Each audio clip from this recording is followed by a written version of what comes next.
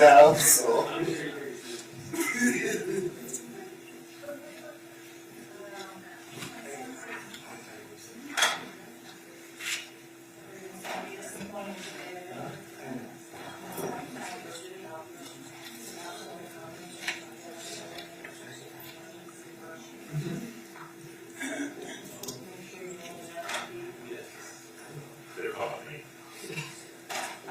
They're going to be sadly disappointed.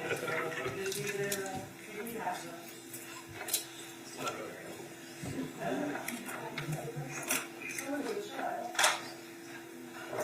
26 years for that.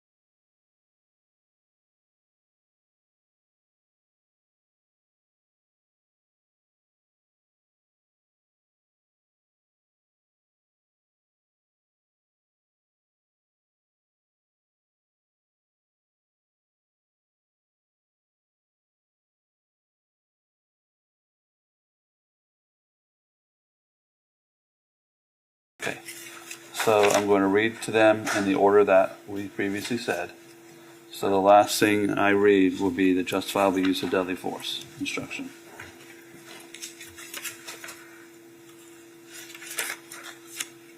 And then I'll read to them the closing argument instruction.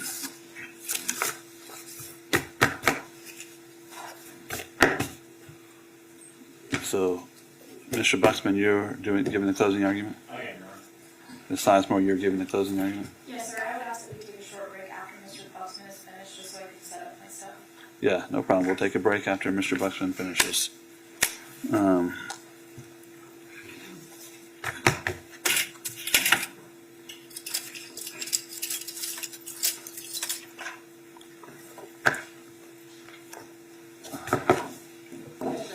Before the jury comes back, I'd just like to renew the motion for judgment of acquittal on the same grounds. All right, Ms. Watson, what is the argument you want to make?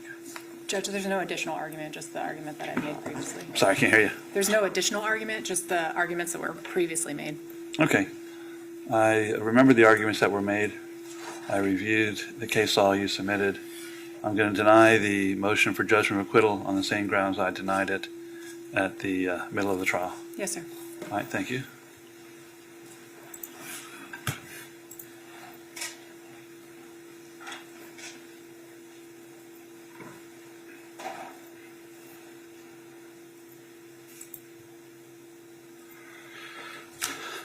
Everyone ready for the jurors? Yes, sir. So just listen to, before we bring him back, I'm going to bring him back. I'm going to go over with him as I always do, whether anyone has influenced them or they've spoken to anybody. I'm going to explain to them the numbering system, and then I'll read the instructions. When we're done with everything, then I will excuse the two alternates. However, I'm instructing everyone not to have any contact whatsoever with the alternates. Please don't speak to them. Please keep them in the same manner they were before.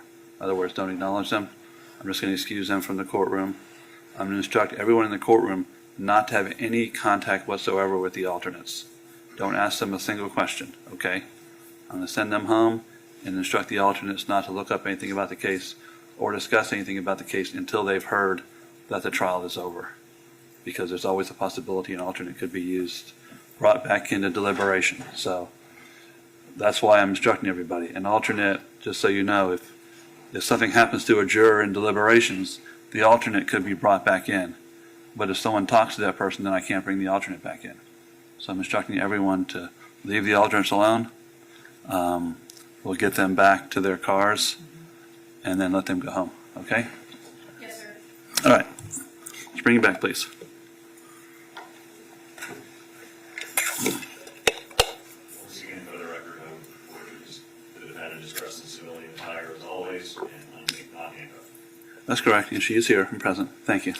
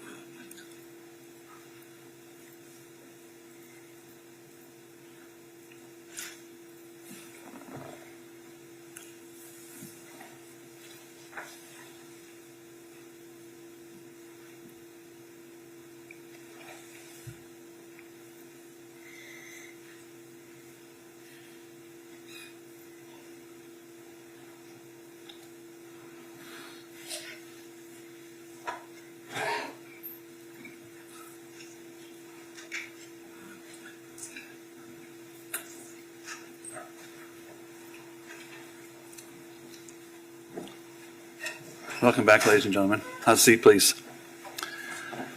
As I've done before each day, I just want to ask you the same questions. And by show of hands, has anyone contacted you about this case or said anything to you in your presence about this case? I see no hands. Have any of you contacted anyone else about this case or spoken about this case with other people? I see no hands. Have any of you gone online and looked up anything about this case in any sense whatsoever? I see no hands, and I appreciate it. The bailiff has given each of you a number, piece of paper with your name and number on it. That number will be used by you if jurors have questions or anything else. We're going to refer to you by number. So either keep your piece of paper or memorize your number, which shouldn't be that difficult. However, when final deliberations end, the verdict form has to be actually signed by the person. Don't sign with your number, okay? And we have a list of whose number, but otherwise you do have to sign it, okay? If you send a note to us, just use your number, all right? Listen carefully. I have your final instructions. I'm going to give you the first part of these instructions, which mainly deal with the offense and the defenses and all the elements that you need to know to understand the charges. Then they'll have their closing arguments. And the last part of the instructions really deal with how you go about your deliberations, okay? So please listen carefully.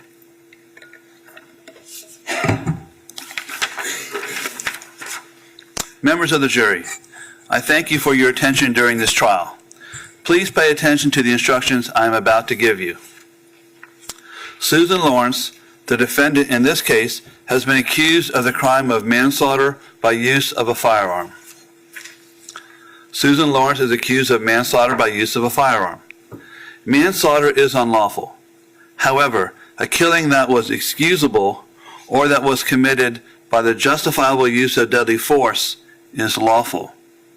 If you find that Ajike Owens was killed by Susan Lorincz, you will then consider the circumstances surrounding the killing in deciding if the killing was manslaughter or whether the killing was excusable or resulted from justifiable use of deadly force.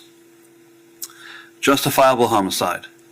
The killing of a human being is justifiable homicide and lawful if necessarily done while resisting an attempt to murder or commit a felony upon the defendant, or to commit a felony in any dwelling house in which the defendant was at the time of the killing. Excusable homicide. The killing of a human being is excusable and therefore lawful under any one of the following three circumstances. 1. When the killing is committed by accident and misfortune in doing any lawful act by lawful means with usual ordinary caution and without any unlawful intent. Or 2. When the killing occurs by accident and misfortune in the heat of passion upon any sudden and sufficient provocation. Or 3.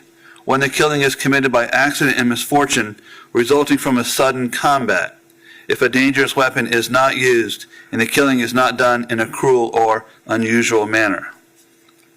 A dangerous weapon is any object that will likely cause the death or great bodily harm if used in the ordinary and usual manner contemplated by its design and construction. An object not designed to inflict bodily harm may nonetheless be a dangerous weapon if it was used in a manner likely to cause death or great bodily harm. Great bodily harm means great as distinguished from slight, trivial, minor, moderate harm, and as such does not include mere bruises. I now instruct you on the circumstances that must be proved before Susan Lorincz may be found guilty of manslaughter. To prove the crime of manslaughter, the state must prove the following two elements beyond a reasonable doubt. 1. Ajike Owens is dead. 2. A. Susan Lorincz intentionally committed an act or acts that caused the death of Ajike Owens.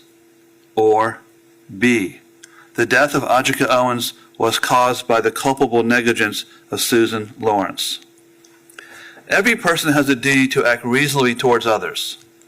If there is a violation of that duty, without any conscious intention to harm, that violation is negligence. The defendant cannot be guilty of manslaughter by committing a merely negligent act, or if the killing was either justifiable or excusable homicide, as I have previously instructed you.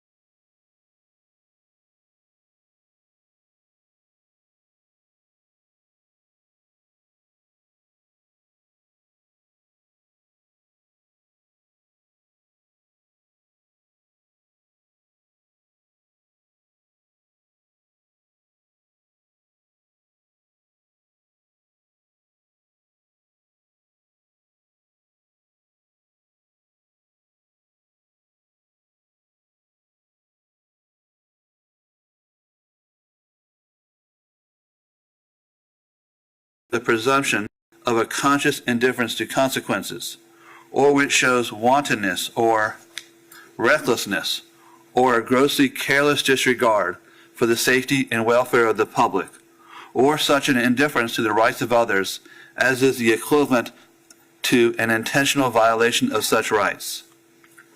The negligent act or omission must have been committed with an utter disregard for the safety of others. Culpable negligence is consciously doing an act or following a course of conduct that the defendant must have known, or reasonably should have known, was likely to cause death or great bodily harm.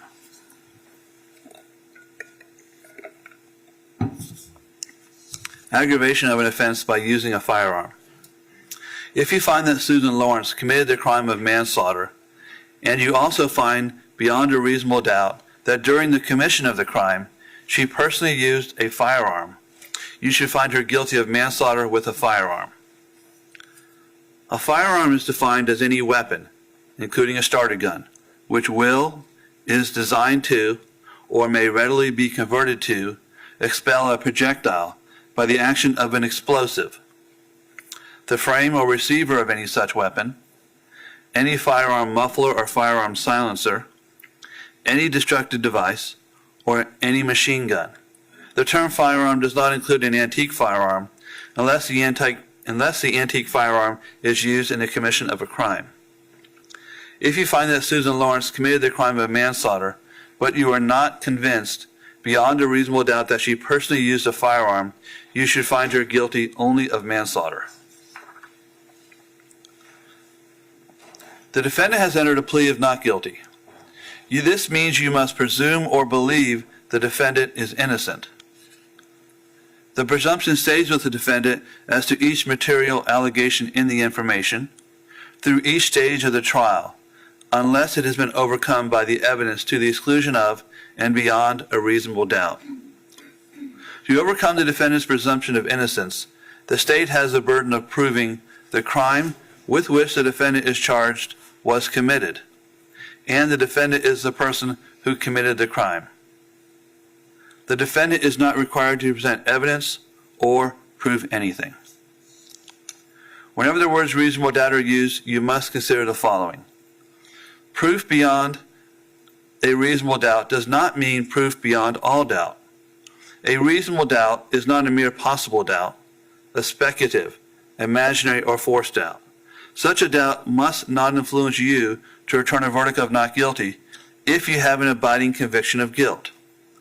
On the other hand, if, after carefully considering, comparing, and weighing all the evidence, there is not an abiding conviction of guilt, or if having a conviction, it is one which is not stable, but one which wavers and vacillates, then the charge is not proved beyond every reasonable doubt, and you must find the defendant not guilty because the doubt is reasonable. It is to the evidence introduced in this trial and to it alone that you are to look for that proof. A reasonable doubt as to the guilt of the defendant may arise from the evidence, conflict in the evidence, or the lack of evidence. If you have a reasonable doubt, you should find the defendant not guilty. If you have no reasonable doubt, you should find the defendant guilty.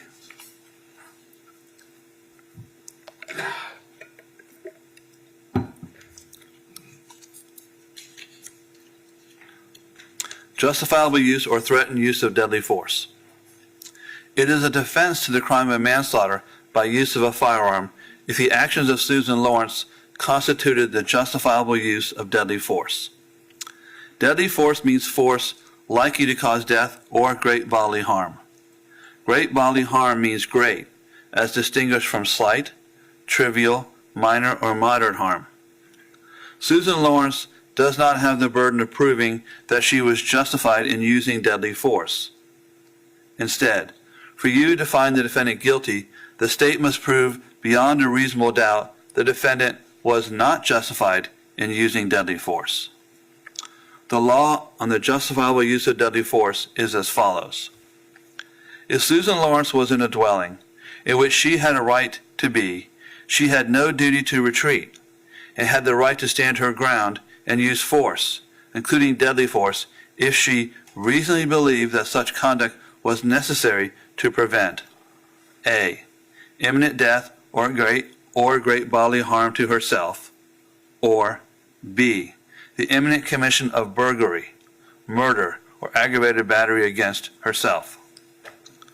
The crime of murder is defined as the intentional, unlawful killing of another by an act imminently dangerous to another and demonstrative of a depraved mind without regard for human life. The crime of burglary is defined as entering a structure owned by or in the possession of another with the intent to commit a crime therein. However, the crime intended cannot be burglary or trespass.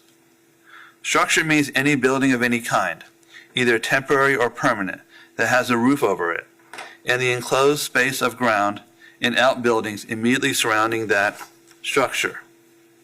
The enclosure need not be continuous, as it may have an ungated opening for entering and exiting.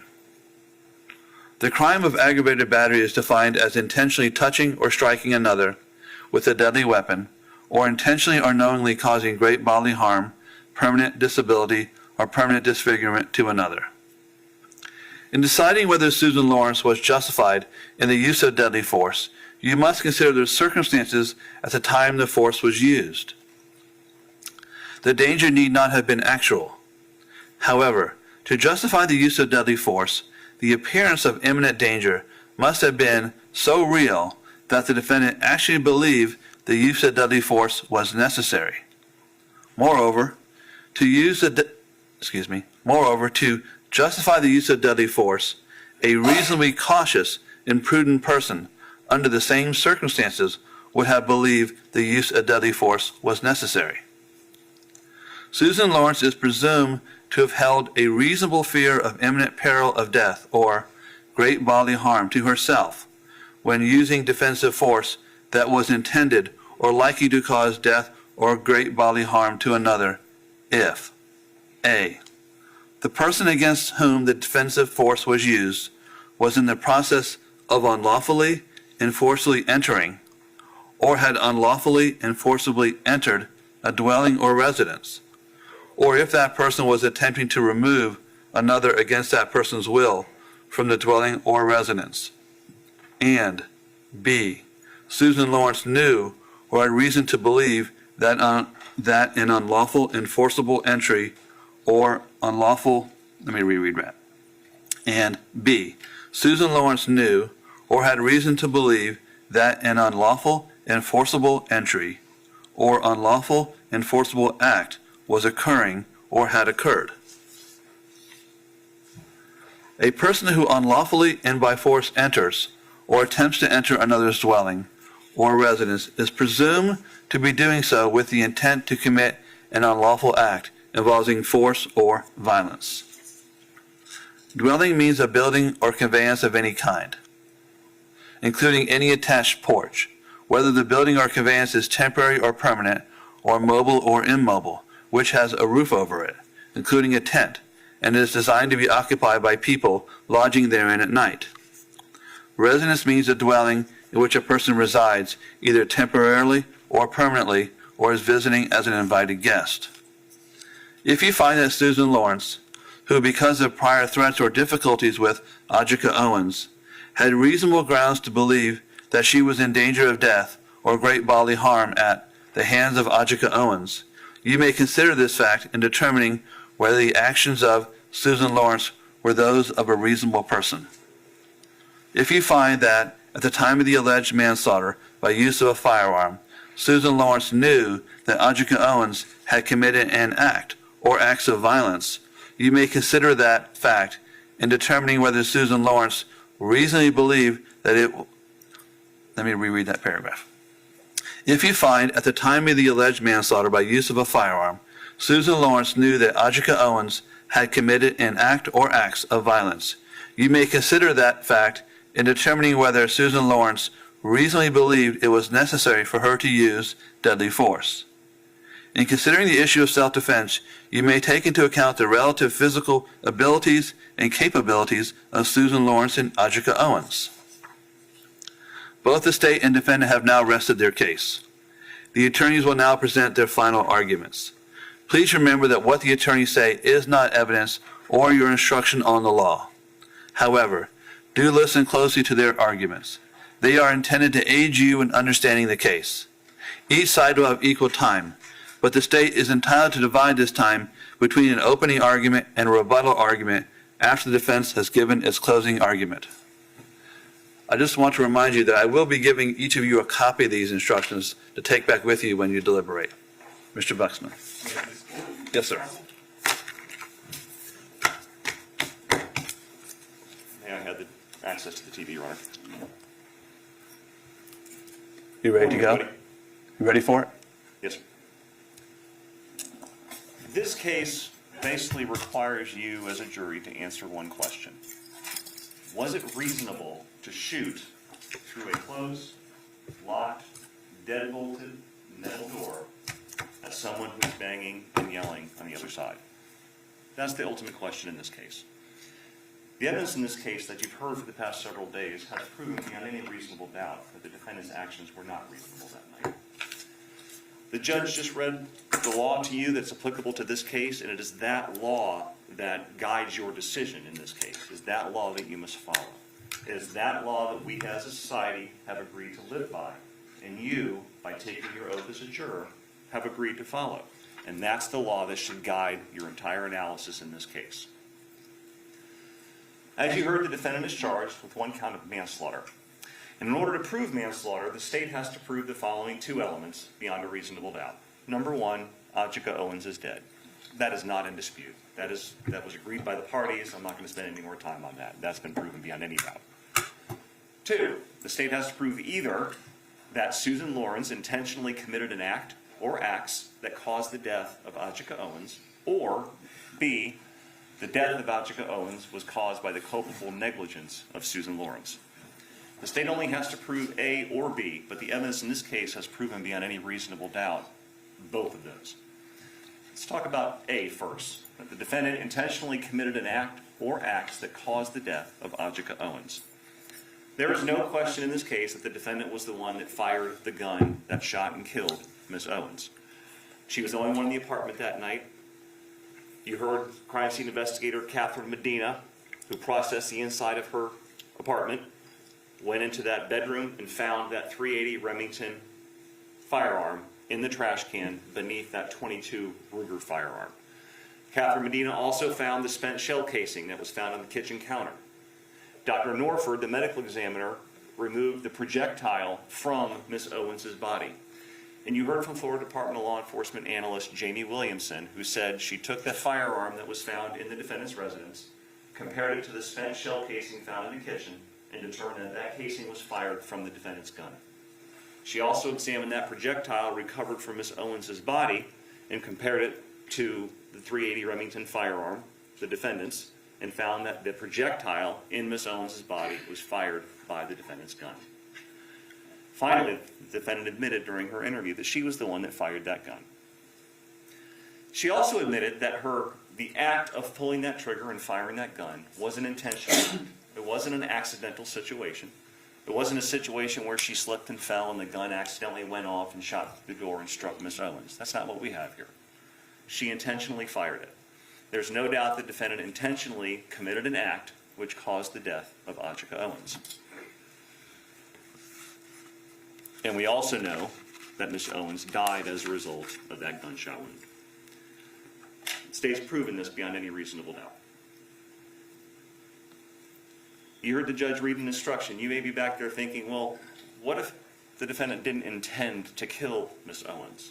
Well, the judge has told you that that is not an element, that's not a requirement for the state to prove in a manslaughter charge that the defendant intended to kill Miss Owens. She's not charged with first-degree premeditated murder, which would require an intent to kill. She's charged with manslaughter. The judge told you that in order to convict of manslaughter, it's not necessary for the state to prove the defendant had an intent to cause the death. We'll get into what the state only has to show that the act was not merely negligent, justified, or excusable, and we're going to get to those terms in a few minutes. Because Part A of Element 2 has been proven beyond any reasonable doubt, there's no even need to get to B. However, the evidence has also proven that the death of Ajike Owens was also caused by the culpable negligence of the defendant. The judge read to you a long instruction about culpable negligence, told you that each of us has a duty to act reasonably towards others. In order for negligence to be culpable, it must be gross and flagrant. It has to show a reckless disregard for human life or the safety of people exposed to its dangerous effects. It has to be committed with an utter disregard for the safety of others. The evidence has proven that the defendant did act with utter disregard for the life of others. She pointed a loaded firearm towards a door, towards a person that she knew was there on the opposite side of the door, and intentionally pulled the trigger. That shows a reckless disregard for human life. It's an act which she must have known or reasonably known would cause death or serious bodily injury if that projectile struck somebody. The evidence has proven beyond any reasonable doubt that the act of firing that gun constitutes culpable negligence. The crime of manslaughter has been proven beyond any doubt whatsoever, ladies and gentlemen. The question in this case lies with whether or not she was allowed to shoot and kill Miss Owens under these circumstances. The law says that in certain circumstances, a person cannot be held liable or responsible for shooting another person. And the first situation is if the killing was excusable. The judge read to you this instruction a few minutes ago. I'm not going to read the whole thing. But in order for a killing to be excusable, the killing in each of those three situations has to be committed by accident. And we've already discussed that this was not an accidental discharge. It's not a situation where she was playing with the gun and it accidentally went off and shot through the door or she dropped it. This was an intentional act. So excusable homicide is not relevant in this case. Another way in which a person could not be held legally responsible for killing another is if the killing was justifiable. You heard Judge Hodges read a few minutes ago that the killing of a human being is justifiable and lawful if necessarily done while resisting an attempt to murder or commit a felony upon the defendant or commit a felony in any dwelling house in which the defendant was at the time of the killing. That is the general instruction on justifiable homicide. The judge read to you a longer, more detailed instruction, which is what I'm going to go over now. Judge Hodges explained to you that if the defendant was in a dwelling or residence in which she had a right to be, she had no duty to retreat and had the right to stand her ground and use force, including deadly force, if she reasonably believed that such conduct was necessary to prevent either A, imminent death or great bodily harm to herself, or the imminent commission of a burglary, murder, or aggravated battery against herself. That first sentence there, if she was in a dwelling or residence in which she had the right to be, she had no duty to retreat. That applies in this case, ladies and gentlemen. The defendant was in her own home. The law accounts for that because people do have a right to be in their own home and be safe in their own home. That applies in this case. The law does not require her to jump out the back window and retreat in order to avoid this because she is in her own home. She doesn't have to do that in order to claim that she acted in self-defense. Now, her actions inside of her house and what she does during this period of time is relevant to look at the reasonableness of her fear and the reasonableness of her actions and decision in making and shooting. But she is not required to try to jump out a window to avoid this before she can claim self-defense. The crux of this case, ladies and gentlemen, is whether at the time she fired her gun at that closed, locked, deadbolted door, did she reasonably believe that her conduct was necessary to prevent imminent death or great bodily harm against her, or the imminent commission of burglary, murder, or aggravated battery. The instructions that the judge read to you gives you an explanation of what burglary, murder, or aggravated battery mean legally. And I'm going to go through those later on. He read them to you, so I'm not going to go over them again right now, but we're going to address those later on. The judge also explained to you that in deciding whether the defendant was justified in using deadly force in firing that gun, you have to consider the circumstances under which she was surrounded at the time she chose to fire. Judge Hodges explained to you that the danger need not have been actual. However, to justify the use of deadly force, the appearance of imminent danger must have been so real the defendant actually believed the use of deadly force was necessary. Well, what does it mean by the danger need not be actual? Well, if the bailiff here and I are getting into an argument, and I start getting heated, and I start walking towards her, and I pull out a gun, and she pulls out a gun and shoots and kills me, but my gun was a fake gun, my danger to her wasn't actual. But all the circumstances surrounding it made her think that it was. So the actual danger need not be actual. But the defendant actually had to reasonably believe that the use of deadly force was necessary to prevent an imminent harm to herself. Moreover, to justify the use of deadly force, a reasonably cautious and prudent person under the same circumstances would have believed the use of deadly force was necessary.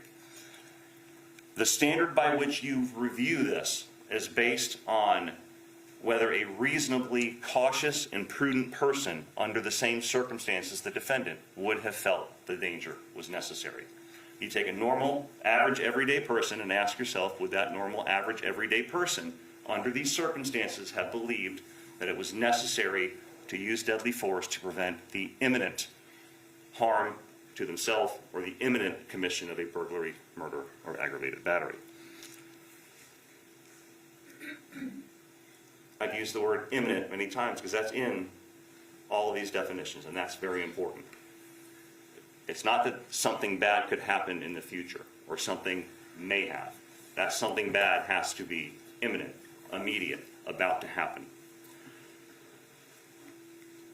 So let's start with whether or not the defendant reasonably believed that her firing the gun was necessary to prevent imminent death or great bodily harm to herself. What were the circumstances she found herself in at the time she chose to pull that trigger? Because that's the relevant time. When she makes that decision to pull that trigger, what are the circumstances surrounding her? That's what the law focuses on. Taking a step back, though, we know that there have been past issues between the defendant and Ms. Owens. We've heard about a couple issues during the testimony and the evidence that they had some conflict in the past. That information is relevant to you, could be relevant to you, to consider because those past contacts between the defendant and Ms. Owens could factor into the reasonableness of her decision in pulling the trigger. They may not. But the judge read to you, if you find the defendant who, because of threats or prior difficulties with Ms. Owens, had reasonable grounds to believe she was in danger of death or great bodily harm at the hands of Ms. Owens, you may consider this fact in determining whether the defendant's actions were those of a reasonable person. I want to talk a little bit about those prior issues. We know that these prior run-ins were the result of the defendant acting out or doing something towards the victim's children, Isaac and Israel. And at the time, we heard that Isaac was about 12 years old, Israel was about 9 or 10 years old. We heard that the defendant complained about the children, complained about them playing in this field, this open lot next door to her house. You heard that these children would play in that open field. They played football, they played some bottle game and some running around, what kids do. They weren't breaking into cars, they weren't vandalizing. So ruled. Go ahead. They weren't causing problems, vandalizing things, they were playing. And you heard from Frank Colon, who told you he was often out there playing with the children regularly to make sure they behaved. But as children do when they're playing, especially in groups, the children got loud. The children yelled and screamed and played to do what kids do. The defendant, the evidence has shown, didn't like that. She told the detectives in the interview she works from home. The loud noises interfered with that ability. She didn't like it. She complained to Charles Gabbard, her landlord, and Charles Gabbard, in response, in order to pacify her and appease her, got some no trespassing signs, those little signs that you get from Lowe's or Home Depot, and put them in the ground. She complained to the police about the children when she would call, complaining that the children were too close to her property or trespassing on her property or leaving things on her property, toys, and that they were loud. It's important to note that Charles Gabbard owns the property the defendant lived in, but he does not own that open field where the children played. Charles Gabbard has no ability to tell those children don't play there, or tell the children to be quiet, and neither do the police. You heard on two prior occasions that there were some prior difficulties between the defendant and Miss Owens. You heard on one occasion, which happened February 25th of 2022, about 16 months prior to the shooting, that the defendant was again upset about the children playing, being loud, doing what they were doing. And you heard from London Remy, the 13-year-old girl that testified on the first day of this trial, that Miss Owens walked over to the defendant's area, and there was an argument between the defendant and Miss Owens. Miss Owens went over there to tell the defendant to stop yelling and treating her kids the way that she was. There was an argument, and Miss Owens pulled the no trespassing sign out and tossed it at the defendant as she was walking away. You heard London Remy talk to you about that. And she explained and even demonstrated how Miss Owens took the sign and tossed it as she was walking away. And that sign hit the defendant in the leg. Was that the proper way of probably handling the situation by Miss Owens? Probably not. But what's important to know is there were no punches thrown. Miss Owens didn't run up and attack the defendant, didn't punch her in the head, knock her down, kick her, didn't, bust into her house or anything like that. Miss Owens said what she had to say, tossed the sign, and walked away, leaving the confrontation. The defendant called 911, the emergency line. The officers came out, talked to everybody, and no arrests were made. On another occasion, December 22nd of 2022, about 6 months before this crime, the defendant was again angry at the children for being loud. Obviously, the children told their mother because, again, Miss Owens came over to the defendant's property and told the defendant not to yell at the children.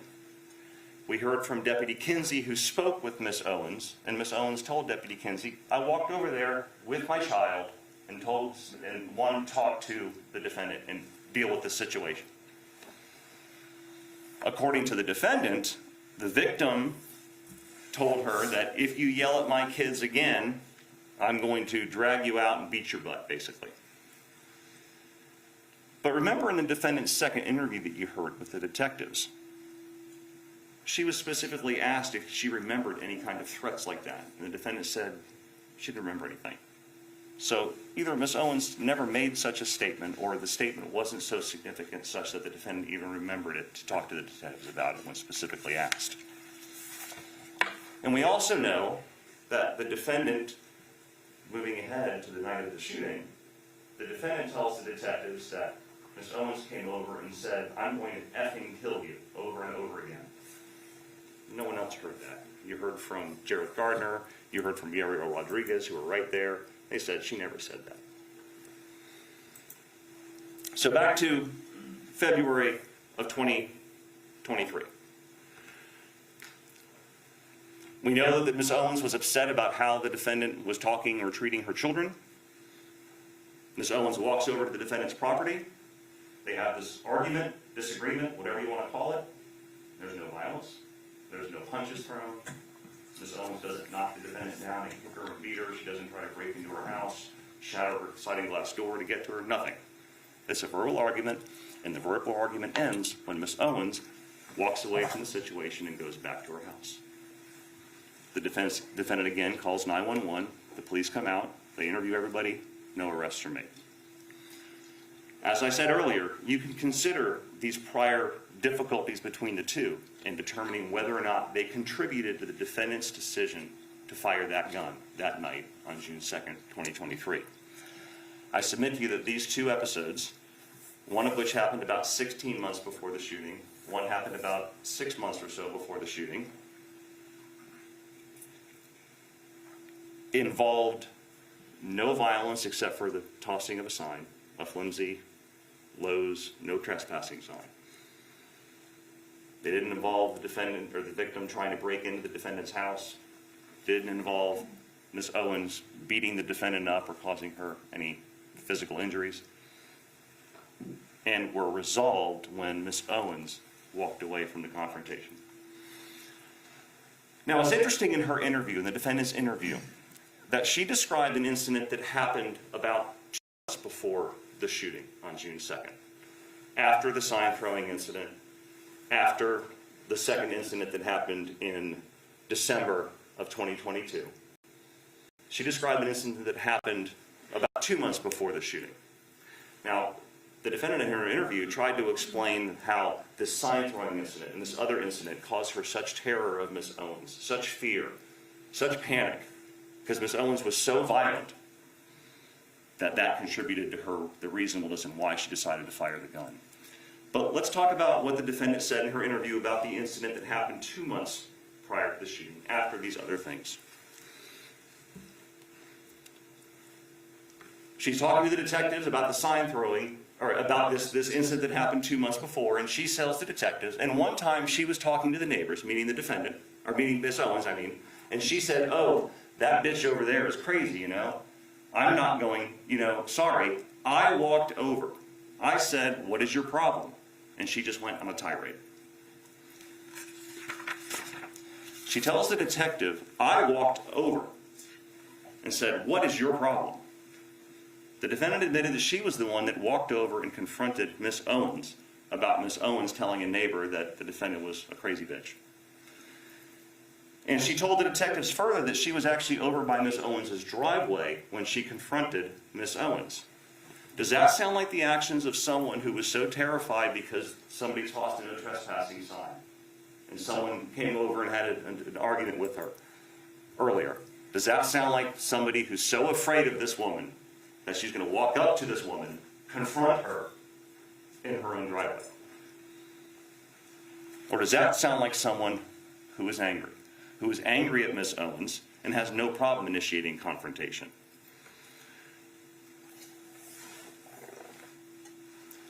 The defendant also explained that during this same incident, two months or so before the shooting, that Miss Owens accused her, the defendant, of using racial slurs towards her children. The defendant during an interview explained, "Look, I told her I didn't do that.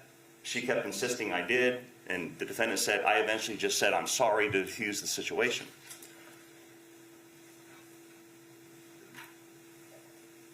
There is probably nothing more infuriating to an African American woman. Objection, improper argument. So overruled. There is probably nothing more infuriating to an African American woman for someone to believe that someone used a racial slur towards her children.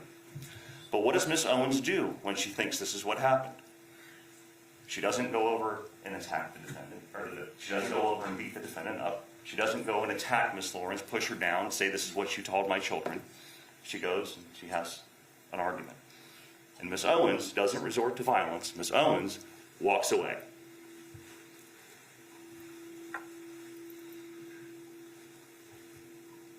Miss Owens, if she wanted to, had every ability to attack the defendant for that.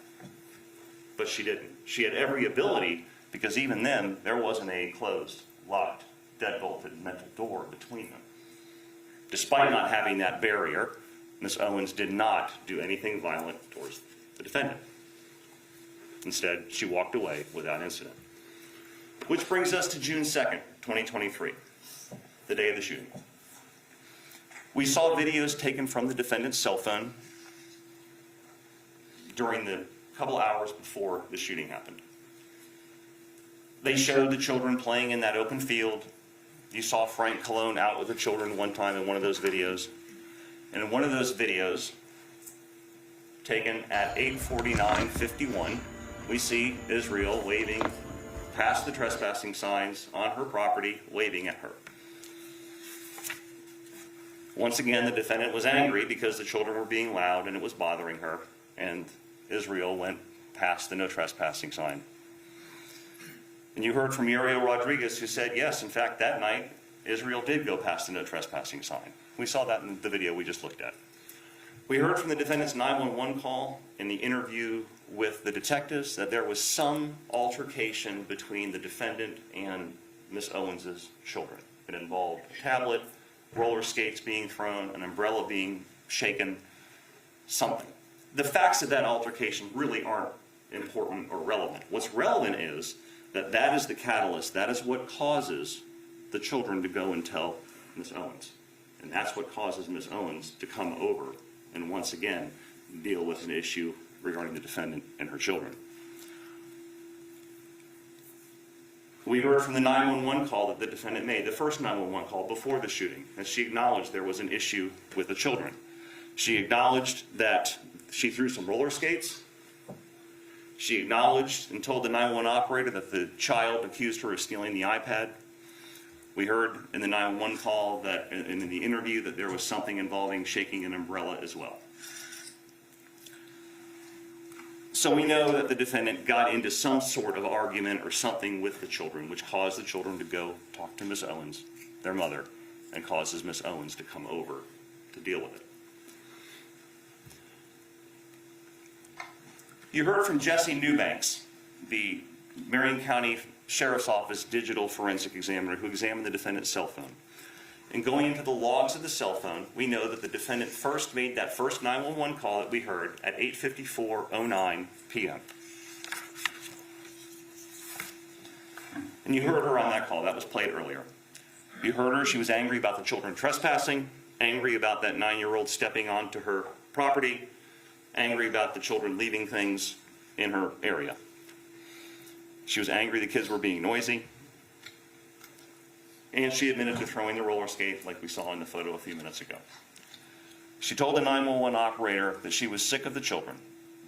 Her words were, "They are bothering me. They won't effing stop." She wasn't afraid. She was angry. You heard the tone of that 911 call. The 911 call, an operator asked, "Are you in danger?" And she said, "No, I locked my door." She locked her metal door. We know from her 911 call, the main lock was engaged. We know from her interview with the detectives, the deadbolt was engaged. So at this time, she is behind a closed, locked, deadbolted metal door, standard metal door, about 1 3/4 inches thick. She's behind that in her concrete block home.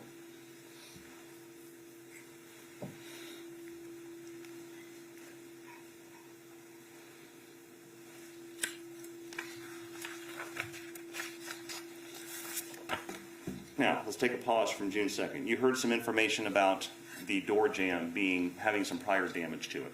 And we saw photos, the state introduced photos of that door jamb and then the prior damage.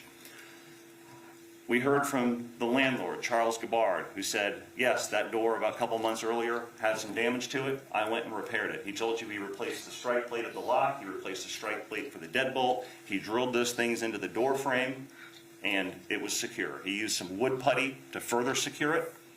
And the only thing that was left was some cosmetic damage that didn't affect the integrity or the stability or the durability of that door. He told you that when he left, the defendant was content with his repairs, except for the cosmetic damage, which he said, I'm going to come back and make it look pretty. But that door was secure. There was no concern at all that that door wasn't going to hold up if someone banged on it. So we talked about the first 911 call was made at 8:54:09 p.m. And based on Jesse Newbanks' analysis, that call lasted 4 minutes and 55 seconds, which means she hung that phone up at 8:59:04. At 9:01 and 37 seconds is when the data on her phone says she picked up the phone again to call 911 after the shooting happened. So whatever happened with Ms. Owens coming to the door, banging on the door, the defendant going in to her bedroom, getting the gun, coming out, aiming at the door, shooting, and then her getting her cell phone and making a call, took 2 minutes and 33 seconds. Not the 10 minutes like she told the detectives. 2 minutes and 33 seconds. So again, the evidence has shown that before she makes the second 911 call, Ms. Owens walks from her house across the street to the defendant's house to deal with the situation involving her children. Witnesses said she walked over there with purpose. She was mad. No question. Jared Gardner told you that he heard Miss Owens say, after she banged on the door, something to the effect of, "Come out here, bitch," or "Bitch, open the door," something to that effect. Jared Gardner told you he never heard Miss Owens say anything like, "I'm going to effing kill you," "I'm going to break down your door," "I'm going to go in your house." He didn't hear anything like that, because those statements weren't made. He heard Miss Owens tell the defendant, "Come outside." You heard from Uriel Rodriguez, 12-year-old Uriel Rodriguez, the second witness we called. He told you he saw Miss Owens walk across the street, saw her walking with a purpose, saw that she was angry, it was clear how she was walking, saw she didn't have anything in her hands. He heard Miss Owens say, "Come out." And he said she used the B word and the F word, consistent with what Jared Gardner said. So he too hears Miss Owens say, "Come out, bitch." Uriel Rodriguez said he never heard Miss Owens threaten the defendant, say, "I'm going to F and kill you, I'm going to bust in your house," anything like that. It was "come out." Ms. Owens made it clear to the defendant that she wanted the defendant to come out and deal with this situation. If Ms. Owens wanted to get into that house, all she had to do was take something from the patio, that little Santa thing that was sitting there, throw it through the sliding glass door, shatter the door, and get in there. She didn't do any of that, because her goal was not to get in the house. It was to get the defendant to come out and deal with the situation with her children. Even in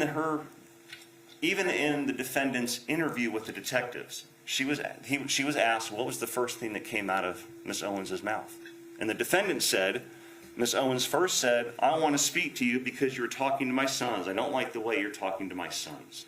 First thing out of her mouth deals with her sons. First thing out of her mouth is not, "I'm going to bust in your house and I'm going to kill you." It's, "I want to talk to you about my sons," just like the last times. You heard from Yvonne Costa, who's the neighbor, had the joining wall to the defendant's apartment.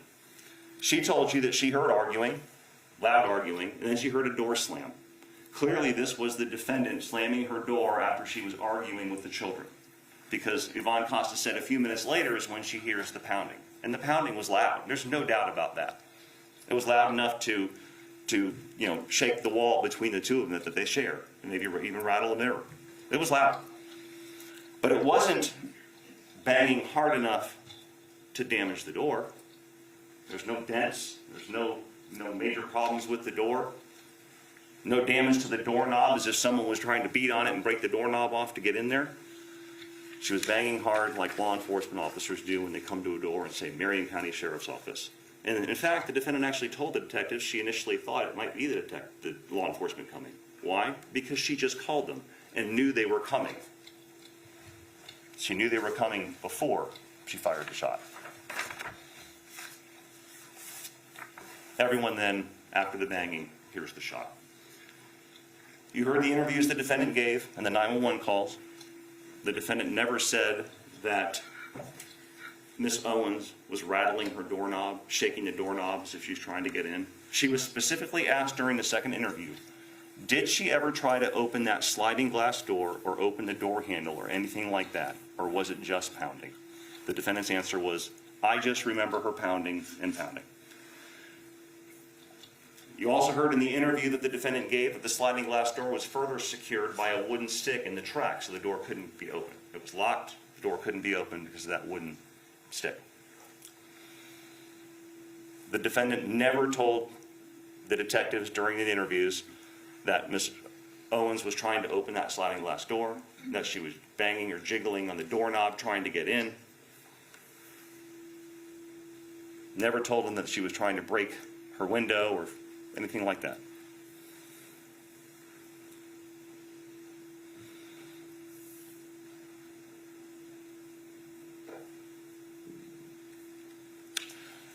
Rather than wait for law enforcement to arrive, because she knew they were coming, because she called and they told her that law enforcement was coming, she went into her bedroom and grabbed her gun.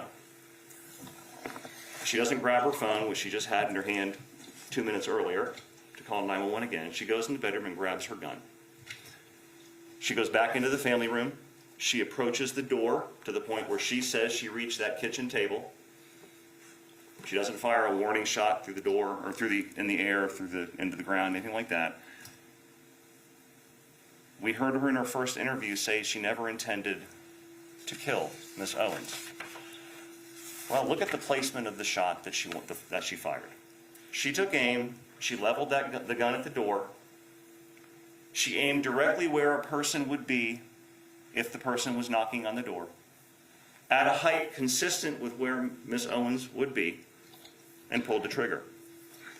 She didn't fire over and over and over again. She didn't unload her magazine as if she was in a panic. She fired one controlled, precise round into the door at the exact place a person would be if they were knocking. Then she had the presence of mind to go back into her bedroom, put that .380 Remington back in the trash can, underneath the .22 caliber Ruger that was found. Because remember, CSI Medina found the .380 gun, the gun that used to fire the bullet in this case, beneath the .22 caliber Ruger, the little plinker. And then she has the presence to call 911. So now that we know what the evidence has shown, let's go back to the instructions that we looked at earlier.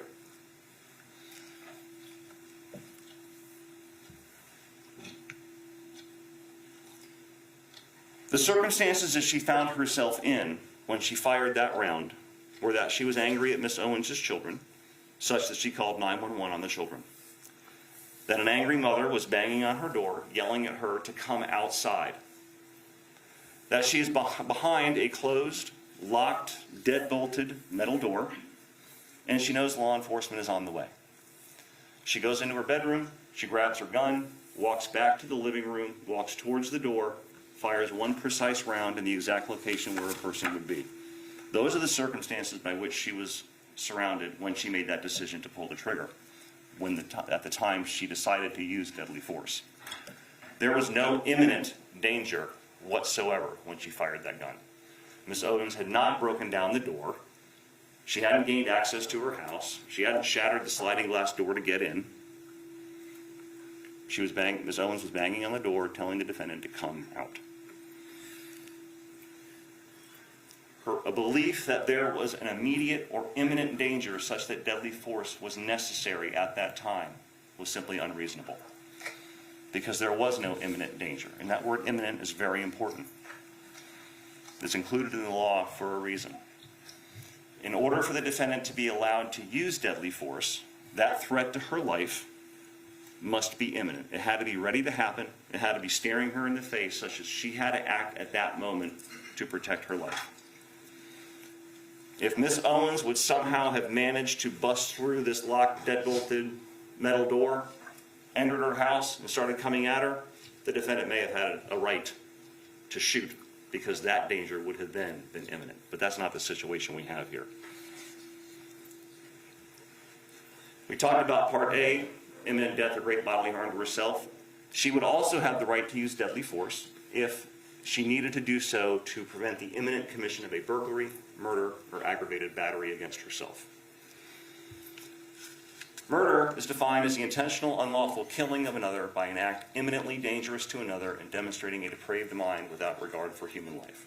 Again, there's no evidence to support that at the time the defendant fired that gun, that Miss Owens was about to murder her. Miss Owens had no ability whatsoever to even get into that house, to even try to cause her harm. There is the secure, locked, deadbolted metal door. It's not a situation where Miss Owens was charging at the defendant with a gun, a bat, a knife, something like that, and she had to resort to use deadly force. That's not our situation. Similarly, the crime of aggravated battery is an intentionally touching or striking another with a deadly weapon, or intentionally or knowingly causing great bodily harm, permanent disability, or permanent disfigurement. Just like the previous explanation, Miss Owens, at the time she was shot, had no ability whatsoever to even get into that house. It also is interesting to know that at no time during the interview does she claim to think that Miss Owens had any kind of a weapon. There's no evidence to support that Miss Owens was in the process of committing an aggravated battery or about to cause her imminent, immediate harm when she fired that gun. Let's talk about burglary. The defendant would be allowed to use deadly force to prevent the imminent commission of a burglary upon herself. Well, what is burglary? Burglary is entering a structure owned by or in the possession of another with the intent to commit a crime therein. And the crime can't be burglary or trespass. The judge also read to you the definition of structure. It means any building of any kind, temporary or permanent, that has a roof over its head and the enclosed space of ground and outbuildings immediately surrounding the structure. The enclosure need not be continuous, as it may have an ungated opening for entering and exiting. Based on the law, there is no doubt the inside of the defendant's house is a structure. This is a situation where Ms. Owens is standing on the other side of the door, yelling at the defendant to come outside. There's no evidence whatsoever that Ms. Owens was trying to enter her residence. She's not jiggling the doorknob. She's not, shattering the sliding glass door or anything like that. There's no evidence that Ms. Owens said anything to indicate she was going to bust into her house. No evidence that Ms. Owens was committing a burglary of getting into her house or trying to get into her house. Also included, though, in the definition of structure, includes the enclosed space of ground and outbuildings immediately surrounding that structure. That would include the defendant's porch area. The evidence has shown that Ms. Owens walked onto her porch area, the defendant's porch area, to bang on that door. So Ms. Owens did enter that portion of the structure, that porch area. But what's important about burglary is that second sentence up there in the first paragraph. Or the first sentence, I'm sorry. In order for something to be a burglary, the person would have to enter the structure with the intent to commit a crime. That's why the mailman or the Amazon delivery guy can come onto the porch and drop off a package and not be charged with burglary, because there's no intent to commit a crime. Also important is the crime that is intended to be committed cannot be burglary. Obviously, you can't use the charged crime with the intended crime to be the same, but it also can't be trespass. The crime has to be something other than Ms. Owens walking onto that porch, by the law that we all have agreed to live by. That crime that intended to be committed to be a burglary could be theft, could be vandalism, could be some violent crime towards a person, but it cannot be simply walking onto that porch. So if you're thinking, well, Ms. Owens walked onto the porch, therefore she intended to commit a trespass, therefore it's a burglary, therefore the defendant has the right to shoot, that would be legally incorrect. And that would be a miscarriage of justice. It's legally insufficient for that to constitute a burglary. In order for the defendant to have the right to shoot Ms. Owens, there has to be it has to be done to prevent the imminent, immediate, about to happen commission of a burglary. And that burglary would have to be that Ms. Owens came on the property with the intent to commit some crime. Ms. Owens came onto the property to have the defendant come out to discuss this issue. It's not a crime to bang on somebody's door. It's not a crime to yell. There is no evidence that she came over there with any other intent but to get the defendant to come out and talk.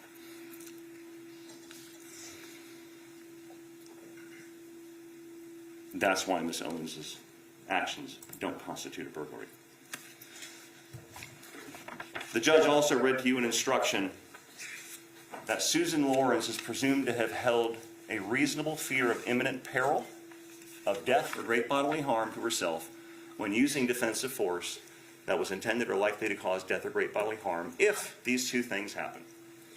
The person against whom the defensive force was used, in this case Ms. Owens, she was the one that the force was used against, was in the process of unlawfully and forcibly entering or had unlawfully and forcibly entered a dwelling or residence, or if that person was attempting to remove another against that person's will from the dwelling. And the defendant knew or had reason to believe that the unlawful and forcible entry or the forcible act was occurring or had occurred. Notice what this instruction requires. The person was in the process of unlawfully and forcefully entering or had unlawfully and forcibly entered the residence. Not that the intruder may want to come in or could come in. The intruder has to be in the process of entering the residence or in the residence. We don't have that here. As we discussed, there's no evidence whatsoever that Ms. Owens was actually in the process of unlawfully or forcibly entering the house. The defendant is not entitled to any kind of presumption that she was in fear.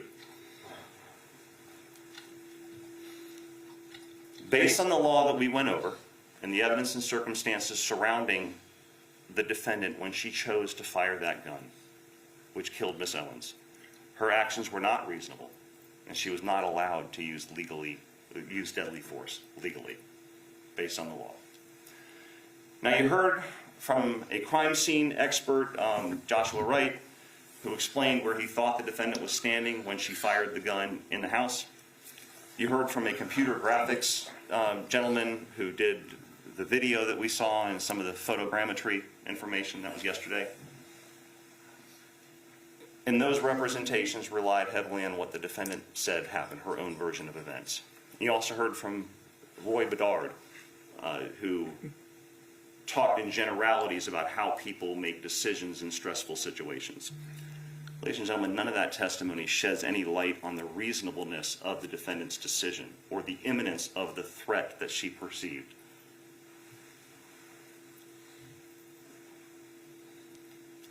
Ladies and gentlemen, because the evidence has proven beyond any reasonable doubt that the defendant's decision to use deadly force by pulling that trigger, and because her intentional act of firing through that door caused the death of Ajike Owens, we're asking you to find the defendant guilty of manslaughter with a firearm. Thank you.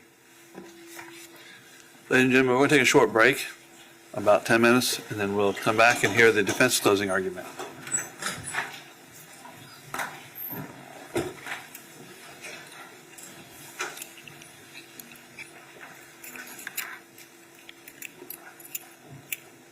What we'll do, the jurors are outside the courtroom right now. Depending how long the defense goes, if they get like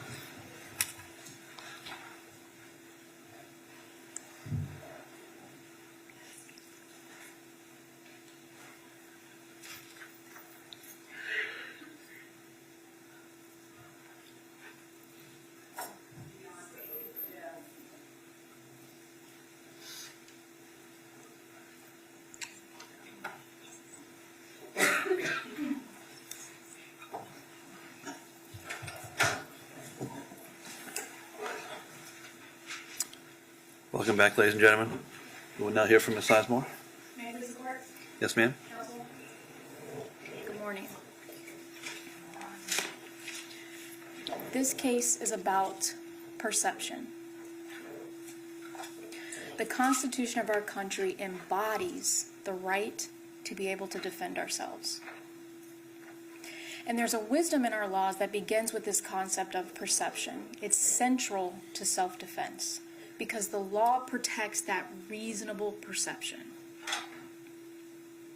The law demands that we assess the reasonableness of that perception, not from the comfort of a courtroom. But we have to take ourselves back to the perspective of the moment itself. The law requires each and every one of us to look at the circumstances that Susan Lorincz was facing on June 2nd of 2023. She was almost 59 years old. She was in her home where she lived alone, a troubled neighborhood to say the least. It was nighttime. She was suffering from a multitude of medical conditions when she was startled by a barrage of screaming of profanities and banging on her door so hard that the walls were shaking in a cement block house. Now, the judge has gone over with us some of the law in this case, and it's very, very important, particularly when we are dealing with self-defense. And I know Mr. Buxman went over a little bit.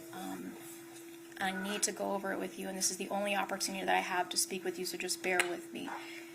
In jury selection, the judge talked to us about this plea of not guilty and reasonable doubt.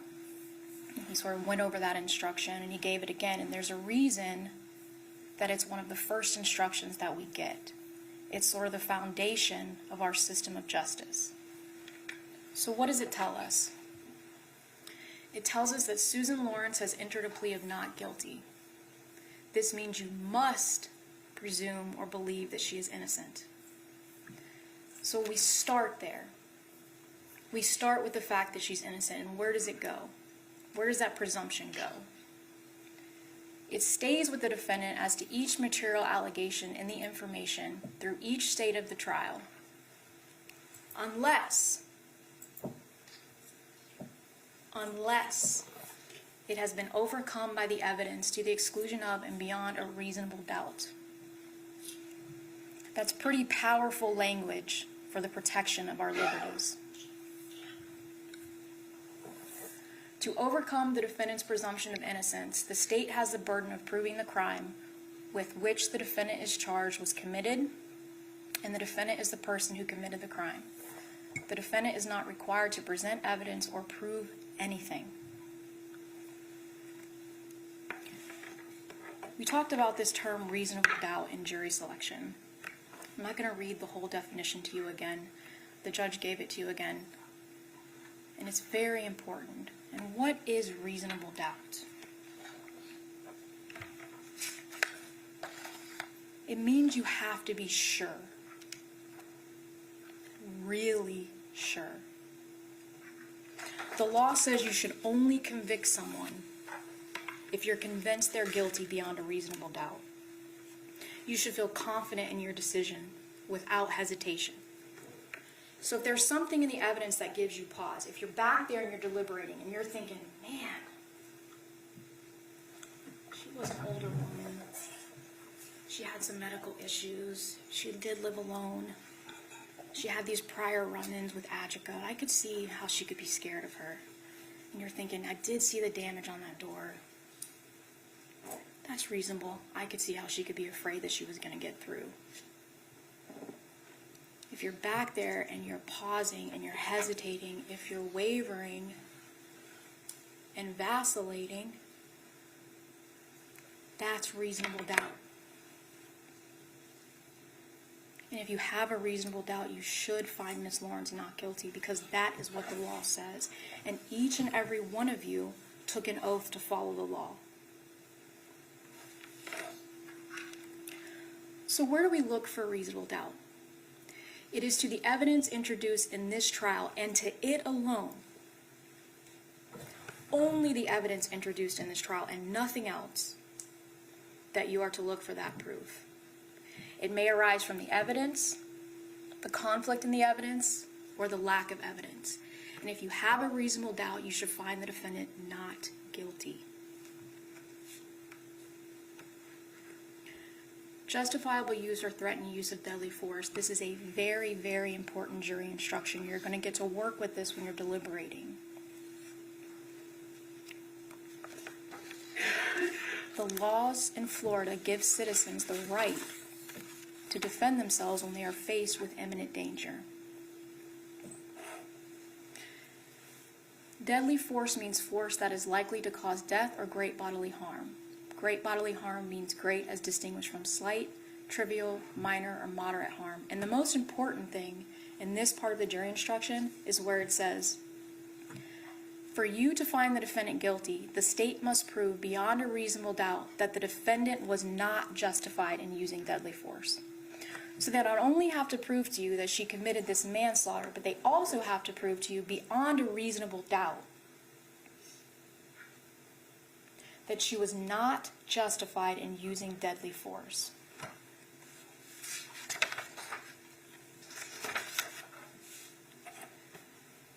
Now, Mr. Buxman went over this, Judge Hodges read this to us, and there's a couple important parts of this jury instruction that we need to focus on. And one is, if Susan Lorincz was in a dwelling in which she had a right to be, she had no duty to retreat. If you remember during the trial, Mr. Smith had asked some of the witnesses, did Susan shoot from way back there by her bedroom? Did she shoot from behind that countertop or behind that kitchen? It doesn't matter, because she has no duty to retreat, and she can stand her ground when she is in her dwelling if she is faced with imminent danger.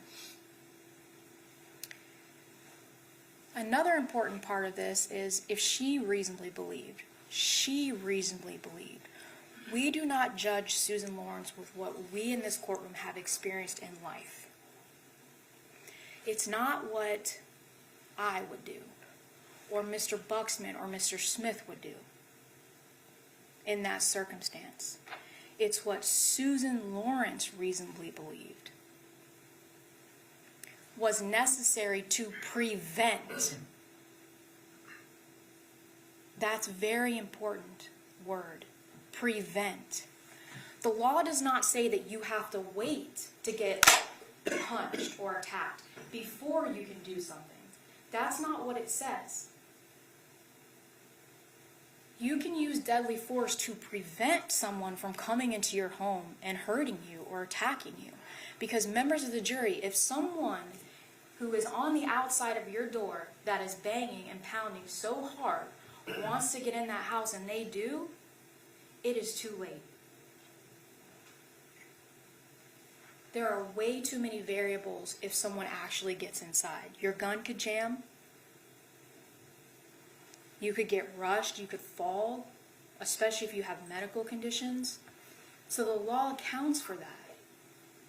You can do what you need to do to prevent that from happening.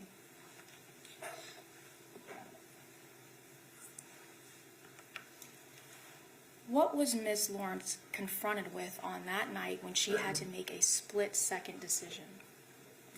We heard from Dr. Roy Bedard. He's a world-renowned use of force expert, trains law enforcement officers all over the country, and he talked to us about how someone reacts under stressful situations, these high-stakes decision-making. And he told us that when there's high consequences, you don't really know if the person on the other side of the door or the person that's confronting you is armed. Not just Susan Lorincz, but most people go to the fact that this person is armed, that they are a real threat. That's reasonable. And Susan Lorincz had no idea what Ajike Owens had on her.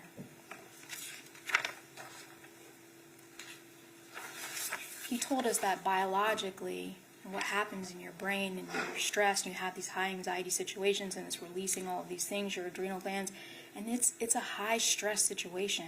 And people have to make life or death split-second decisions when they're going through these things. He told us how a person perceives time differently. That something that was a second may have actually been a minute.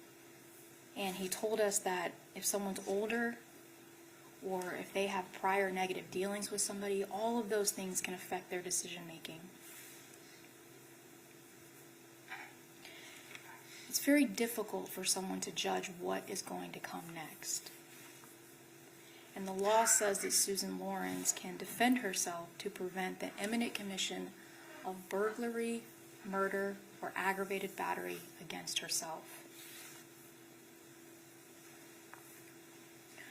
So this sort of lays out the definition of those things, and I'm not going to read it all again. But there's an important thing that I want to point out about the crime of aggravated battery. It's defined as intentionally touching or striking another with a deadly weapon, or intentionally or knowingly causing great bodily harm, permanent disability, or permanent disfigurement to another. We heard from Dr. Norford, the medical examiner in this case. And on cross-examination, she told us, yeah, I mean, if somebody is hit or kicked or punched, and that person is older, and they have medical conditions, that could cause great bodily harm to them. So if Ajike Owens gets through that door and just punches or kicks or hurts Susan Lorincz, that could cause her great bodily harm.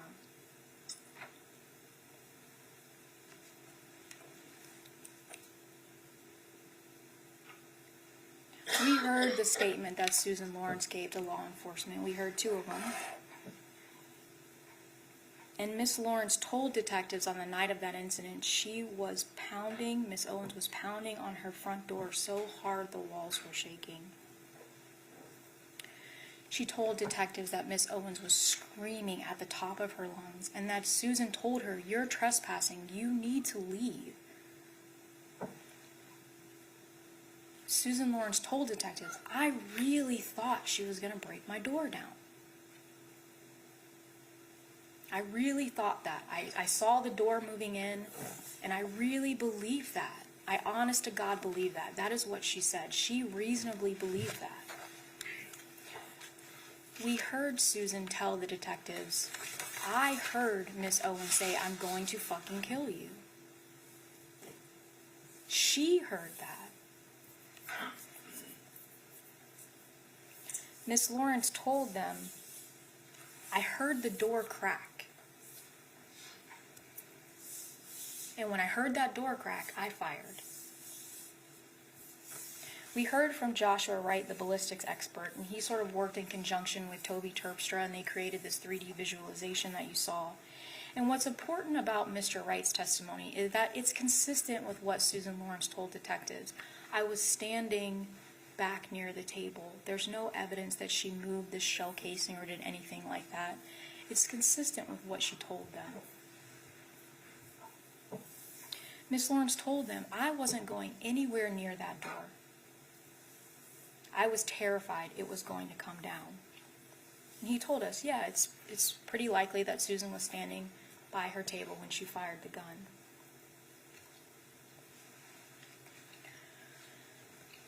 So, how do we decide whether somebody is justified in using deadly force? And this paragraph sort of guides us in that, and it tells us that you must consider the circumstances at the time the force was used. All of it.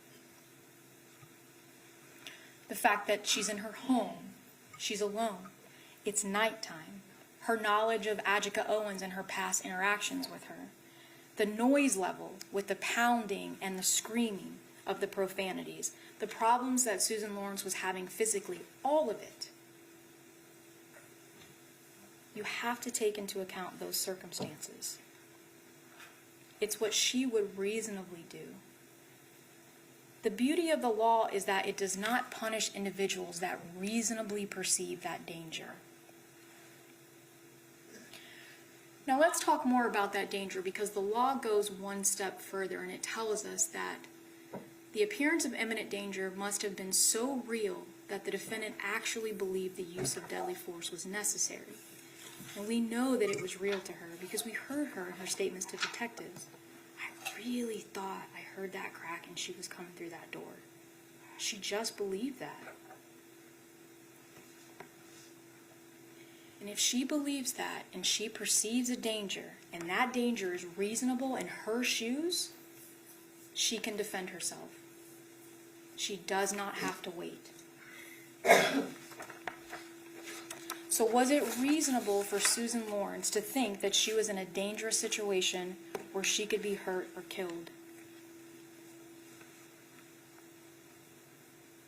This is what was standing between Susan Lorincz and Ajike Owens on June 2nd of 2023.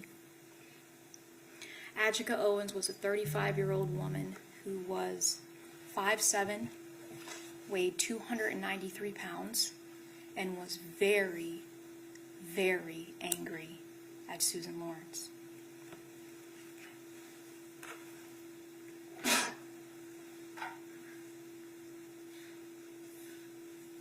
A door frame that was broken and barely hanging on.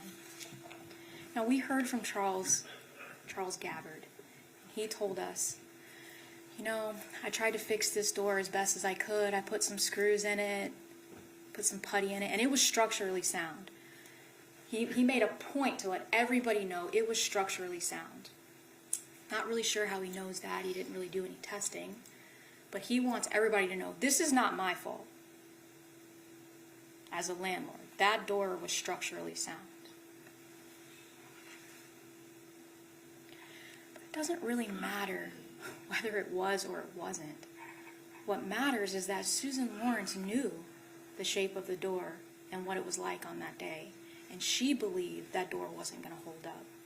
And was it reasonable for her to think that? Absolutely. All we have to do is look at the photos. The crack goes all the way down the frame. Almost all the way down. Was it reasonable for Susan Lorincz to hear a crack when Ajike Owens was banging so hard on that door? Absolutely.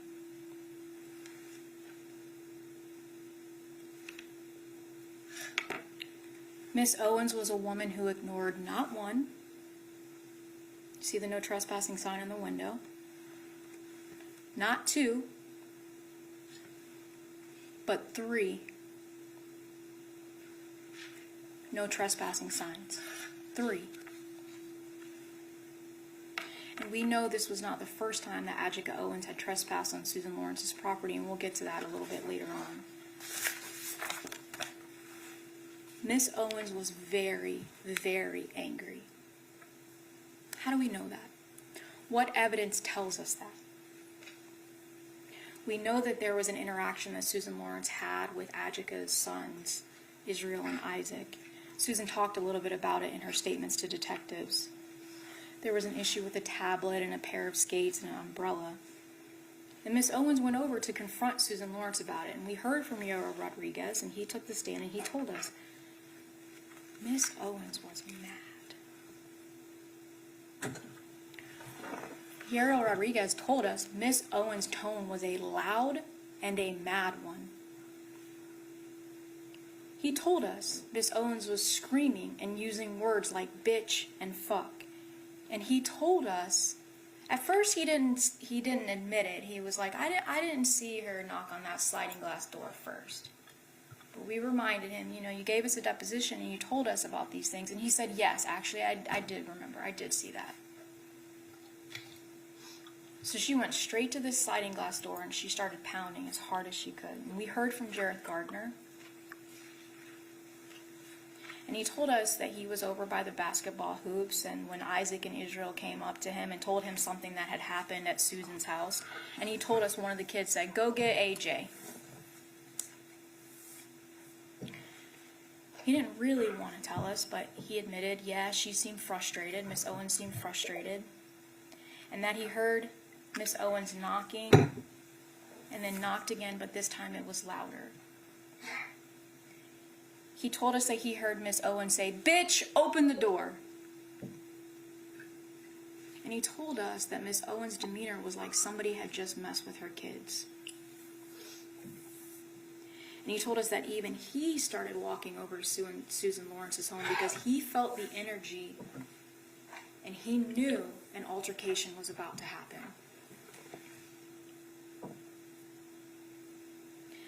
This was not a woman that was coming over to have a nice chat with Susan Lorincz about what had happened with her children. We cannot ignore the realities of what happened that night. The state may compare this to someone just coming on to the little, come on, Susan, I want to talk to you about what happened with my kids. That is just not what happened. Miss Owens was screaming so loudly that Rosalie Smith, a neighbor that lives a football field away, heard her. She said it was so loud. So if you can imagine how loud it was for Rosalie Smith, who was a football field away, imagine what that felt like for Susan Lorincz, who was right on the other side of that door, with that broken door frame.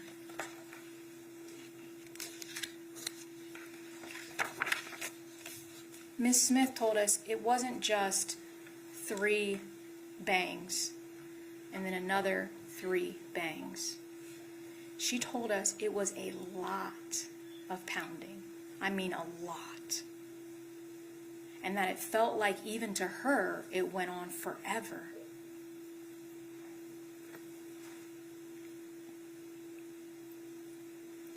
Yariel Rodriguez told us Miss Owens was banging on the door hard, and she was banging with her fist. I mean, he told us this is what I saw, and that she was banging in the middle of the door.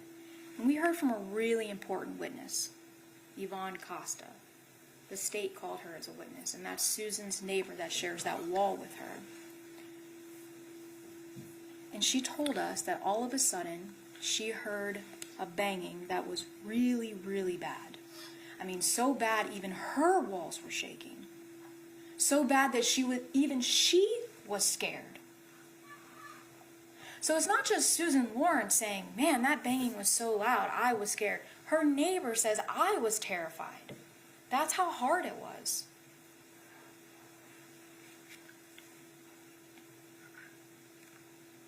She told us that the banging stopped, and then she heard it again, and then at this time it was even worse. And that there was a lot of it. A lot of banging. Not just 1, 2, 3, 1, 2, 3, a lot. She told us that while she heard the banging, she heard voices.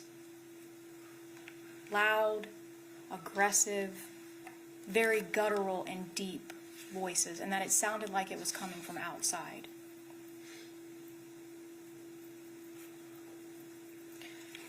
Miss Owens was angry. And if she got through that door, and Susan Lorincz thought that she was going to because she saw it moving in and she heard that crack, she was in fear for her life.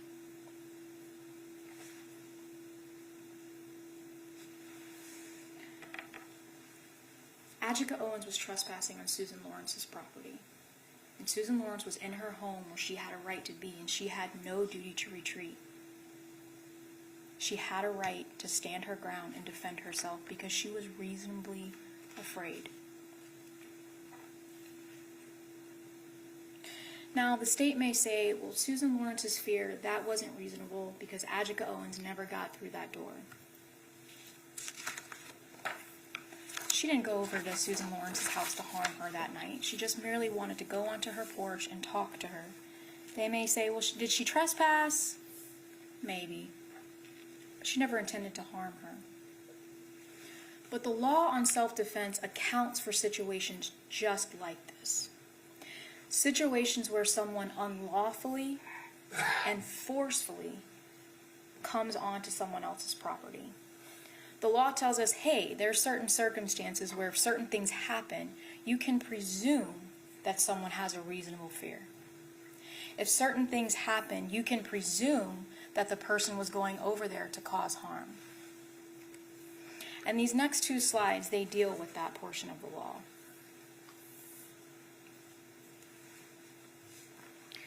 And we sort of have to read these in conjunction with each other, and so I want to go over the definition of dwelling. And this is something that Mr. Buxman didn't talk about, and this is really important. So dwelling means a building or conveyance of any kind, including any attached porch.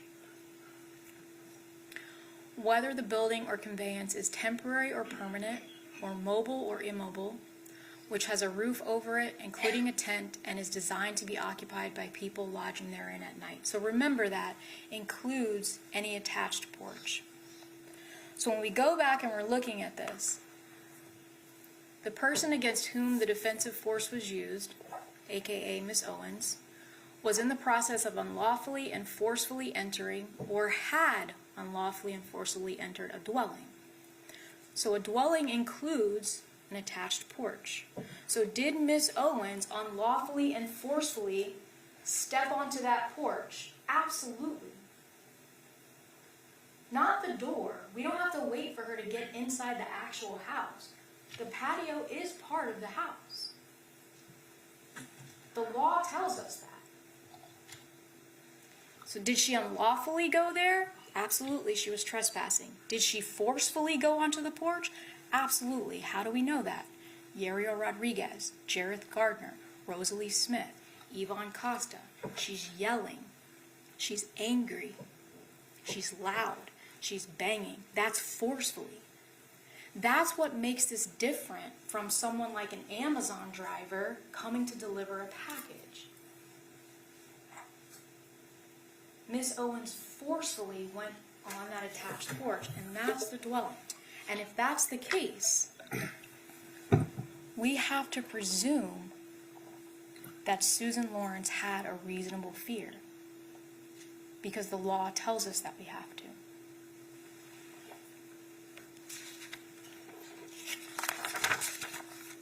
If that's the case, we have to presume that Miss Owens was going over there with the intent to commit an unlawful act. We have to presume that. We don't get to guess that.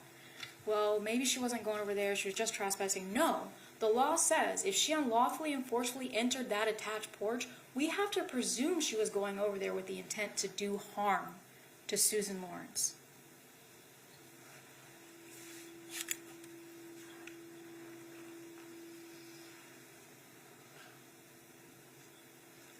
This slide is really important.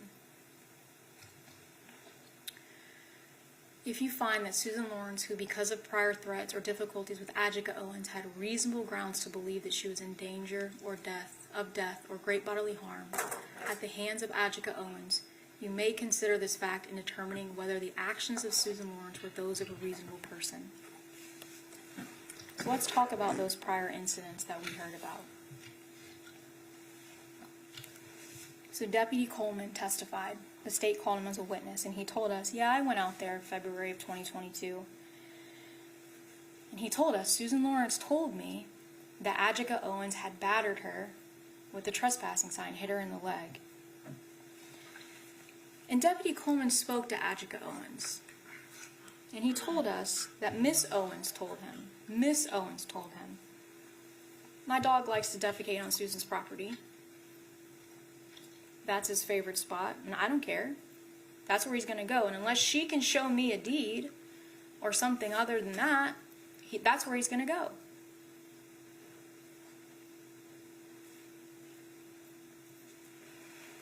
Deputy Coleman talked to Miss Owens about this interaction that she had with Susan Lorincz. And Miss Owens again told the deputy, yeah, I told her I don't care about your sign. I can go get myself a sign if I want. I don't care about it. And she admitted to Deputy Coleman, yeah, I threw the sign.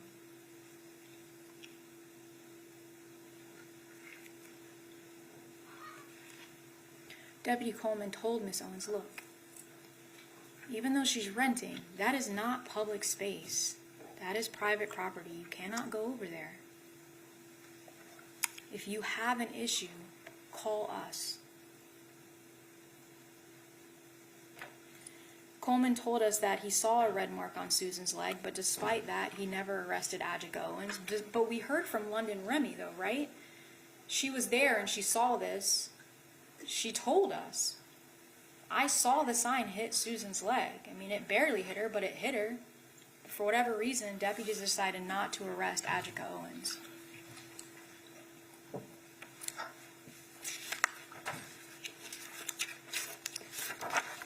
Deputy Coleman told us that Susan Lorincz had taken a photograph of Ajike Owens when they were having this confrontation. And this was entered into evidence, and it was stipulated to that this is the photo that Susan Lorincz took of Ajike Owens on February of 2022.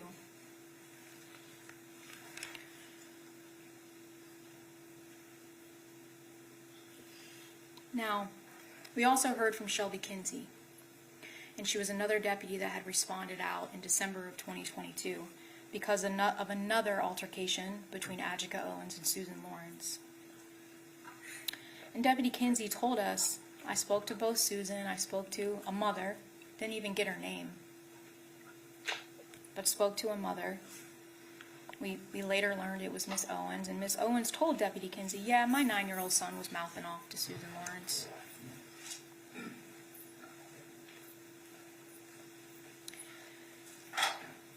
Miss Lorincz had told Deputy Kinsey that Miss Owens came to her house, knocked on her door, and said, if you treat my son like this again, I'm going to rip your ass out of your house and beat you up.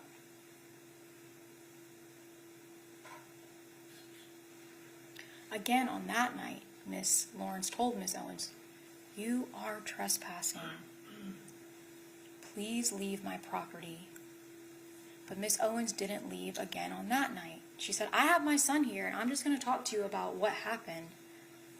Susan Lorincz said, get off of my property. And when she felt threatened, she called the police, and that's when Ajike Owens left.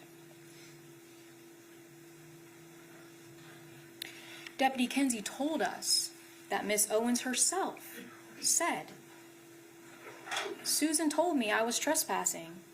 Leave. I didn't leave. I wanted to talk to her about what happened with her and my son.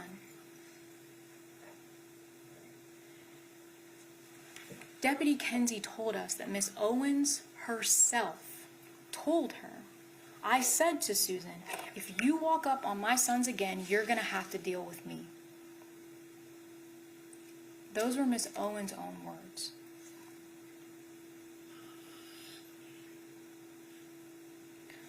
Once again, Miss Owens wasn't arrested, and Deputy Kinsey told her, you can't go over there. If you have an issue, call us. In her statement, Susan had told detectives about another time that Miss Owens had followed her a couple months before this incident, where she was like a foot behind her and she was following her almost all the way into her house.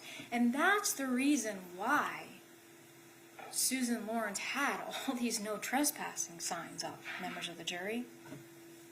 She just didn't want people on her property.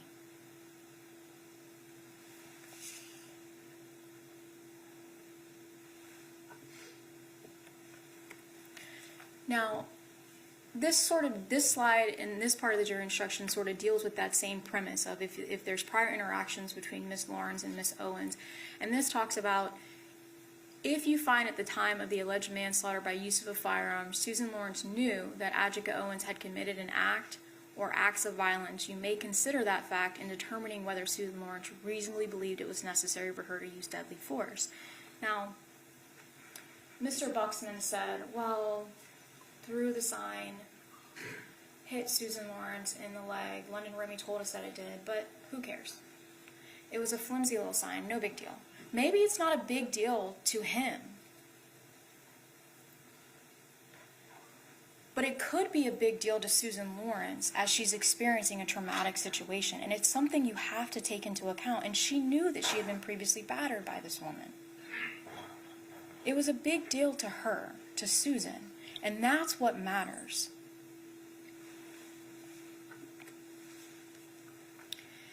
In considering the issue of self-defense, you may take into account the relative physical abilities and capacities of Susan Lorincz and Ajike Owens. Why does the law do that? Because it recognizes that a 35-year-old, 293-pound woman is much more dangerous if she gets her hands on a 58-year-old woman with the physical problems that Susan Lorincz had on June 2nd of 2023. Ajike Owens has much more capabilities, and Ms. Lorinc's medical records are in evidence, and you can take your time when you're deliberating and you can go through them and look at all of those things. And we heard Susan talk about all of the medical conditions that she was suffering from when she spoke to detectives about her cervical fusion and her bad knees, her knee going backward, and all of those things. The law says you have to take those things into consideration. I want to play this visualization for you one more time, but as you're watching it and as it transitions into the part where Susan Lorincz is in her home before she fires, I want you to focus on the door.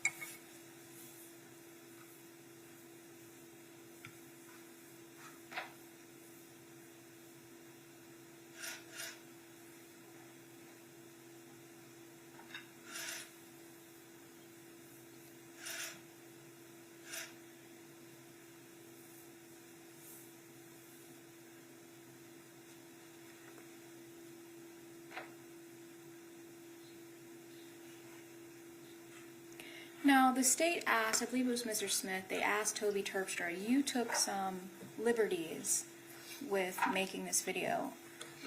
That video was created based on Susan Lorinc's statement to detectives where she told them multiple times,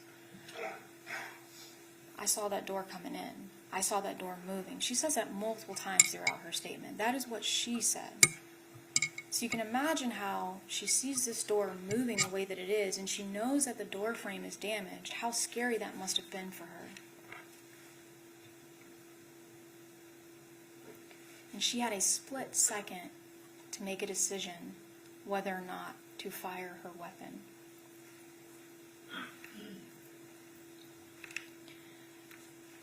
The state asked some of the witnesses about Susan Lorinc's demeanor after the fact. Made a pretty big deal about, she asked about her cats. They asked another witness, how did she seem? She's like, well, I mean, I don't know. Is it really that unreasonable for someone as a pet owner who has two cats to just say, hey, can you just close my door so that my cats don't run out? Because she asked that question, that must mean she wasn't in fear.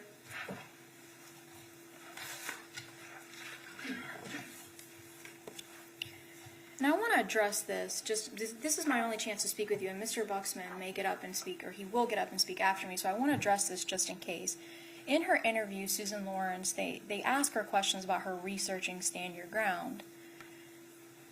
On that second interview from June 6th of 2023. But if we go back and we remember, during that June 3rd of 2023 interview, the detective says to her, the law says it has to be imminent.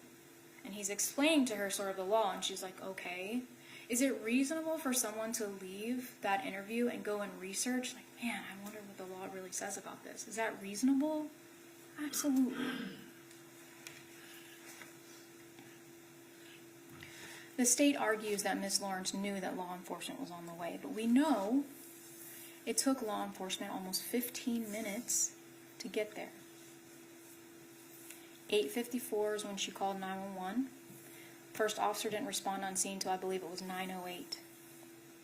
A lot can happen in 15 minutes, members of the jury, when you are in fear for your life. A lot.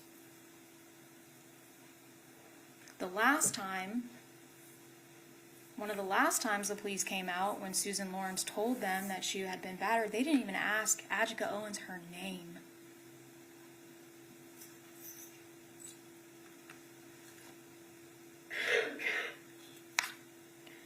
The state says it's only 2.5 minutes. Only 2.5 minutes have went by. But Dr. Bedard, he talked to us about that perception and how that can feel like a very, very long time.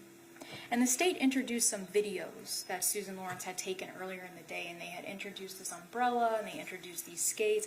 Even Mr. Buxman in his closing admitted, like, none of that even really matters. But they took the time, they introduced those things. Why do they do that? Do these skates, the umbrella, these videos, prove to you in any way that Susan Lorincz wasn't reasonably afraid? Because remember, they have the burden to prove she wasn't acting in self-defense.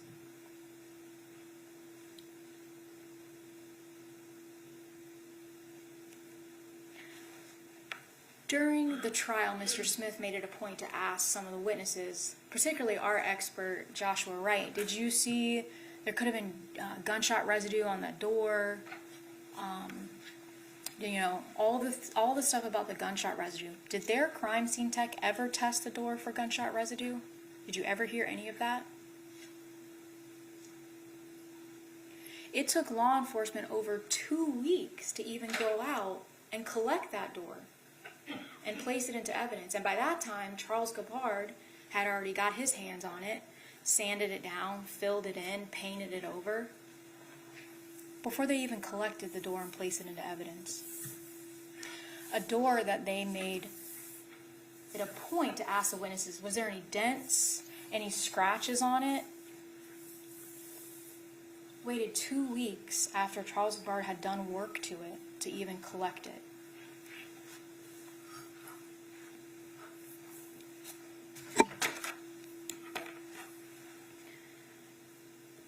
So I want to talk to you just a little bit, and I'm almost finished, about the state's burden. And I want to show you a little bit about sort of how that means, or what that means.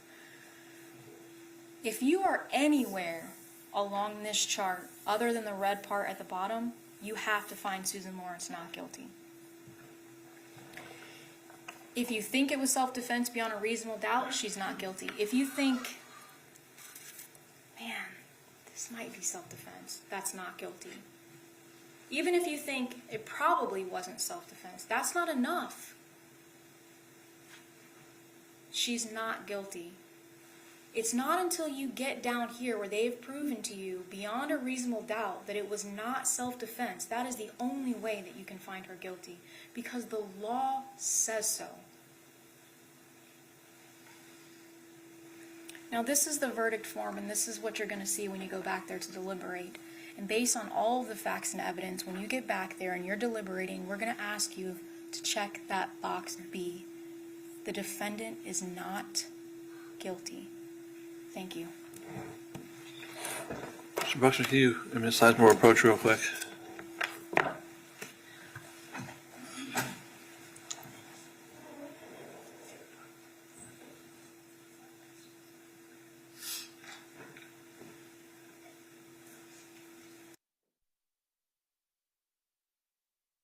Take a very short break, then Mr. Buxman will have his concluding statements to you, and we'll go from there, okay?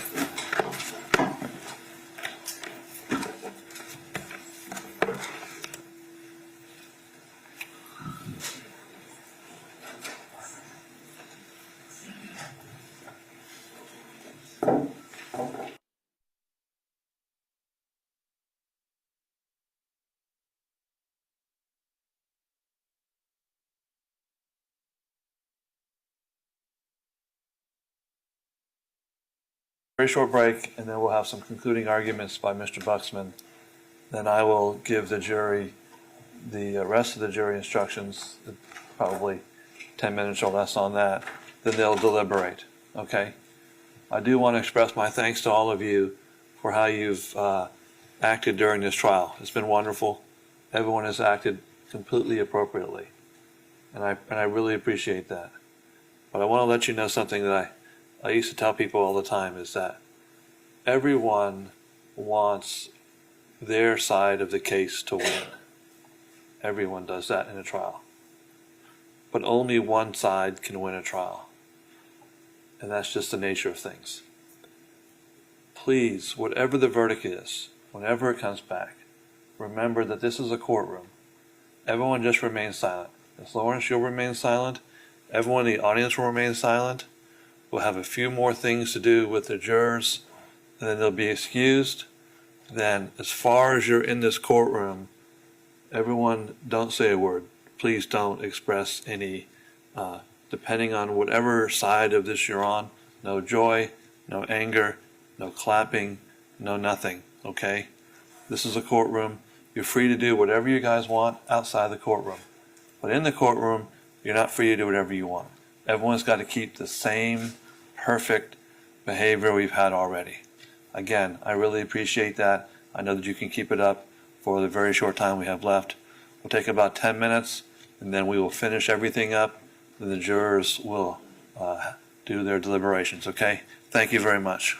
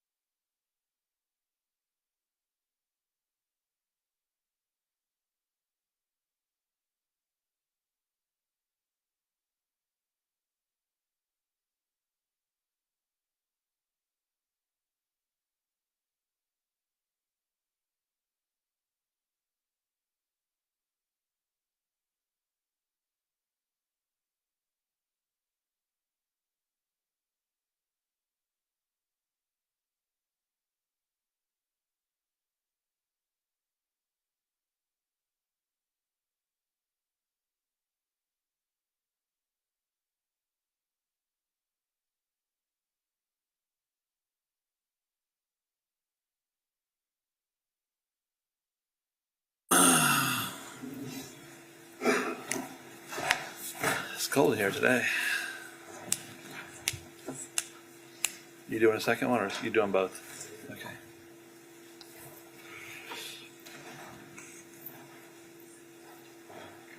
You guys don't remember the day when the state sometimes was in the middle, I do. and the defense got that. I'm that old.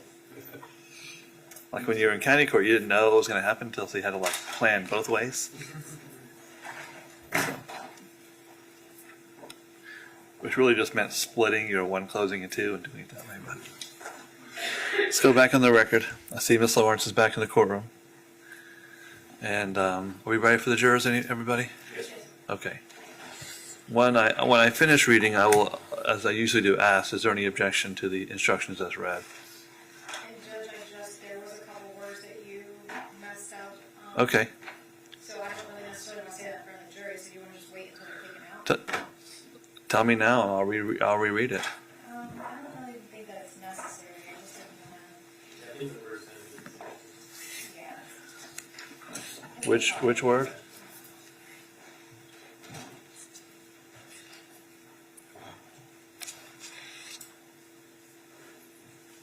I mean, if you have an objection, I need to address it now, and I'll read instruction. I have no objection. But if you want me to is it like something? I think you just said when there was, in the word injury, you said harm, and when you were talking about the capacity, then you said something different. You said capability. But it doesn't matter. Capabilities as opposed to capacities? Yeah. That's highly possible.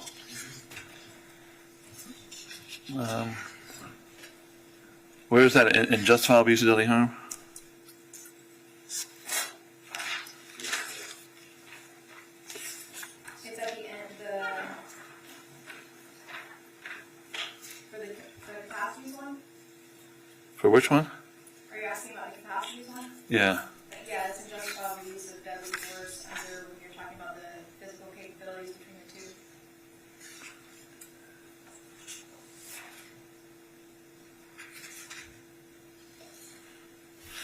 So I said capability as opposed to capacity. Yes, I believe so. I can reread that if you would like me to. You reread it, Judge, I don't have any objection. I mean, they have almost the same definition. The state has no objection either. Seems like capability is more appropriate anyways, but I don't know what capacity means. But if I said capabilities, if you want me, and I may have, okay, no question. If you want me to reread that, I'm happy to reread it. If you don't want to reread it, let me know. I don't think you need to reread it. Okay, so you do not want me to reread it? Correct. Okay, so the two words are basically interchangeable, more or less. So if anyone wants me to reread it, I apologize for misreading a word. If anyone wants me to reread it, tell me now. If not, then I'll consider it waived. All right, so I'll consider it waived. And we'll bring it back, and I'll try to make sure I enunciate each word more clearly.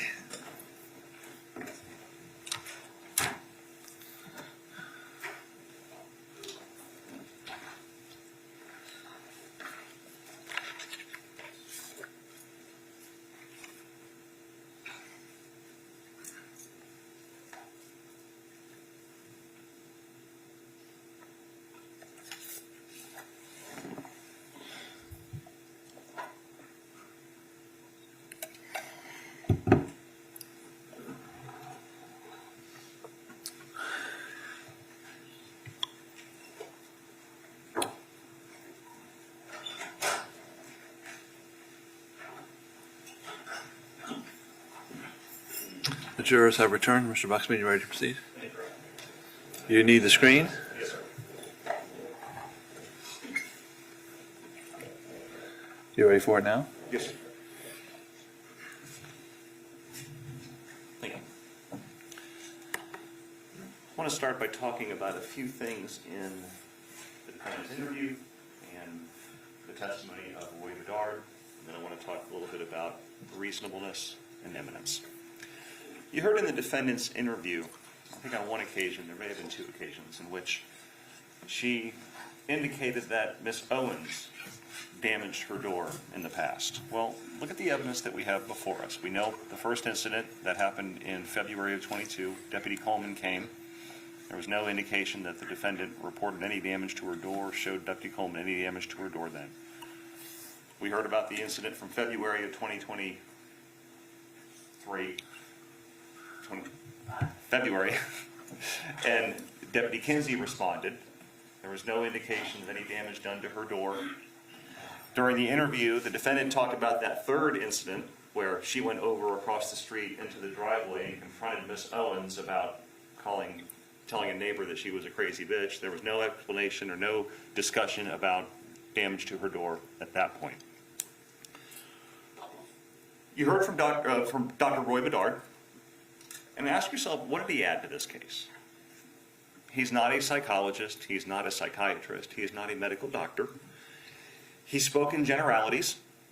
He told you about various theories. He told you about the structure in the brain and the adrenal glands and how people make decisions and what happens in a stressful situation. His testimony boils down to the more imminent and severe a threat is to someone, and the less time a person has to assess the situation and process the data, the more error that creeps into the decision. I talked with him about the example, if I'm driving down the road, the person ahead of me slams on the brakes, I have to make a split-second decision. Do I slam the brakes? Do I swerve right? Do I swerve left? Or do I just brace? If I have a half second to react to that, the chances of me stopping or avoiding the threat is lower. If I have more time to evaluate and process the situation and assess my surroundings, the chance of me making a reasonable decision and a safe decision goes up. It's common sense. The threat, this perceived threat that the defendant indicated she had that day was not imminent. The threat, assuming you can even call somebody banging on a door and yelling a threat, was a threat that was coming from the opposite side of a closed, locked, deadbolted metal door. It was not immediate. It was not imminent. It was not about to happen. There was no threat. And the defendant didn't have a split second to make a decision. She had a period of time to make a decision. And she made a variety of decisions during that period of time.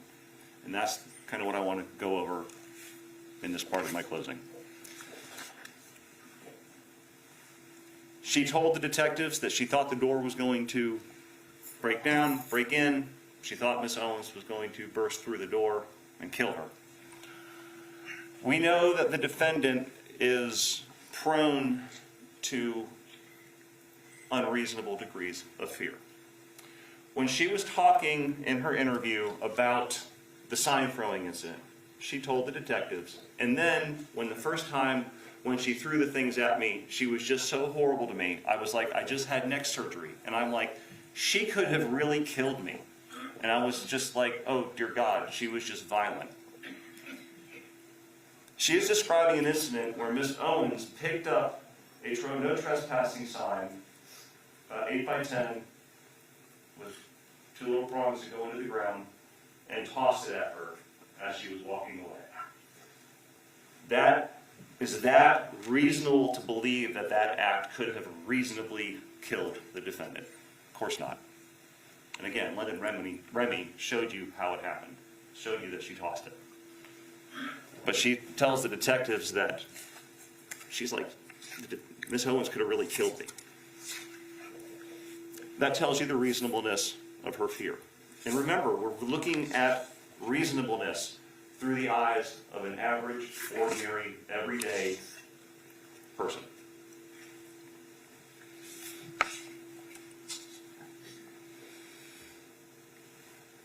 You heard about, and we talked about the incident, the second incident that Deputy Kinsey responded to. And Deputy Kinsey told you that she walked up and talked to the defendant. The defendant's first complaint was about the kids trespassing. And only after that does she explain or say that, oh, Miss Owens said that she was going to drag me out and whip my butt. It's interesting that she never mentions anything about that on the 911 call. She doesn't say, oh my God, I had to shoot through this door, this woman had threatened me in the past. She doesn't say that. She doesn't mention anything about that statement in either of her 2 interviews, despite talking to the detectives for hours.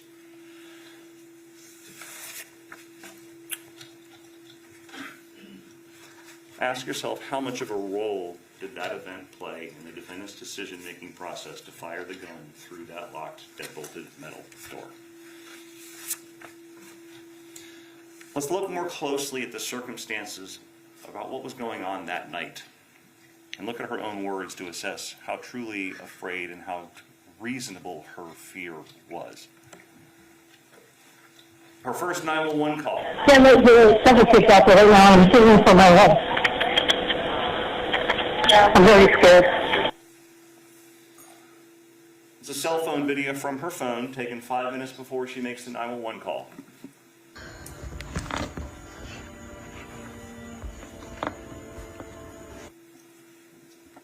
That's what's causing her fear.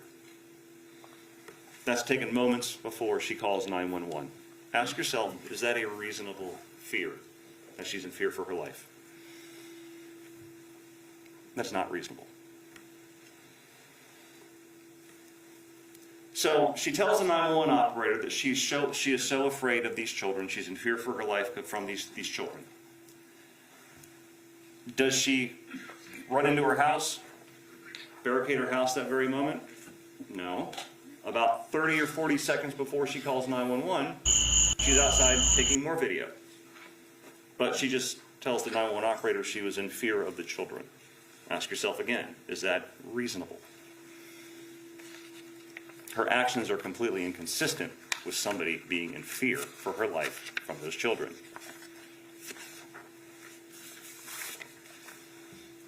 Still the initial 911 call. They just keep badgering me and badgering me. I'm just sick of these children. Does that sound like fear of the children, or does that sound like anger? Are you or anyone else in danger right now? I locked my doors. She tells the 911 operator she locks her doors, so there is no danger. Those doors were still locked. That door was still locked and deadbolted when Miss Owens comes over. Now she says she was in such fear of these children, in fear for her life, based on what she told the 911 operator. But there's a chain up there on the door as well. Does she activate that chain? She does not. She doesn't add that 3rd level of security. Why not add that level of security if she was truly in fear for her life from these children? She doesn't do that because she wasn't afraid. She was angry. If she's in such fear of this 9-year-old child, does she take the chair that she says that she places under the doorknob and put it there for added security? No. Because again, she's not in fear of these children. She's angry. She had to walk right by that chair to go to the bathroom, like she said that she was when the pounding and things started. So we know from her interview that when this pounding and yelling began, she was in the bathroom.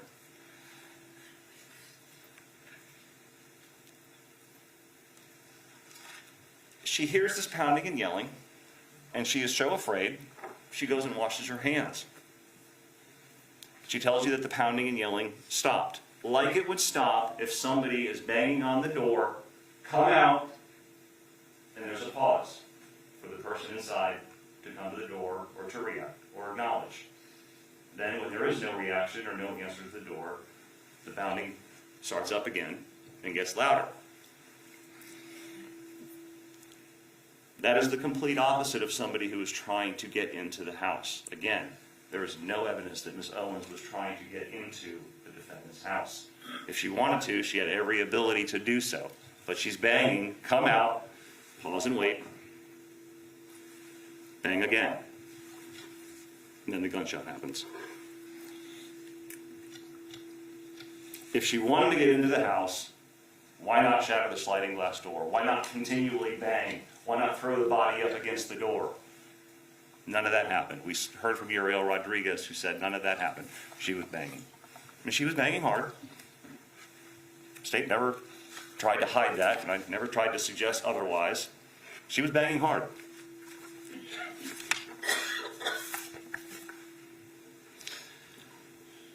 As we talked earlier in my first closing, that the defendant she's not required legally to retreat because she is in her own home.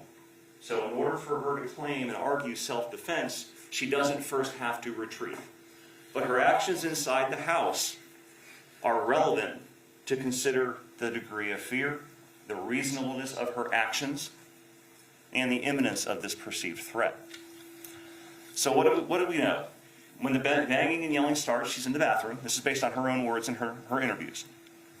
She doesn't shut and lock her bathroom door to put up another barrier between herself and this perceived threat. Instead, she leaves the confines of that additional safe space and walks towards the kitchen, towards the door. Does that sound like someone who is afraid for her life? Of course she's not, because there's a big metal locked deadbolt door standing between her and the knocker and the yeller. In her interview, she admitted that the first words out of Miss Owens' mouth were, "Why do you speak to my children this way?" Not, "I'm going to kill you." I'm going to come into your house. So why do you speak to the children this way? When the yelling starts, she doesn't go find her phone that she had 2 minutes earlier when she just hung up the phone with 911 to call again. Instead, she goes to the bathroom to wash her hands. Ask yourself, how truly, reasonably terrified is she? The banging starts up again and she goes to her bedroom. She grabs the gun from her bedroom, and she doesn't grab the .22, the Ruger, the little plinker that she called it. She grabs the more powerful .380 Remington firearm. She doesn't shut and lock her bedroom door where she is with the gun to put up another barrier between her and this perceived threat in case by some chance, if she truly believes that Ms. Owens is going to come into her house, now she has another barrier to protect her. She doesn't do that. She doesn't walk around the corner and point the gun ready and waiting. No, she doesn't do that. Instead, she leaves the additional safety and security and that additional barrier that she could have put up and walks towards the door. Walks towards this perceived life-threatening threat.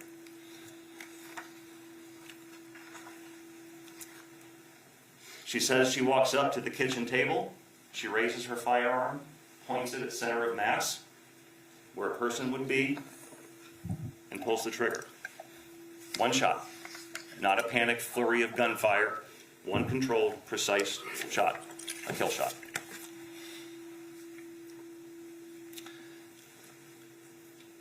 Ms. Sizemore told you that the defendant, there's evidence that at the time, right before she shot, the defendant said that she heard a crack in the door. You will listen to both interviews and the 911 call.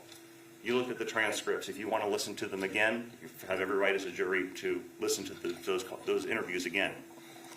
Nowhere in those interviews does she say anything such as, "I heard the door breaking, I heard the door cracking before I fired."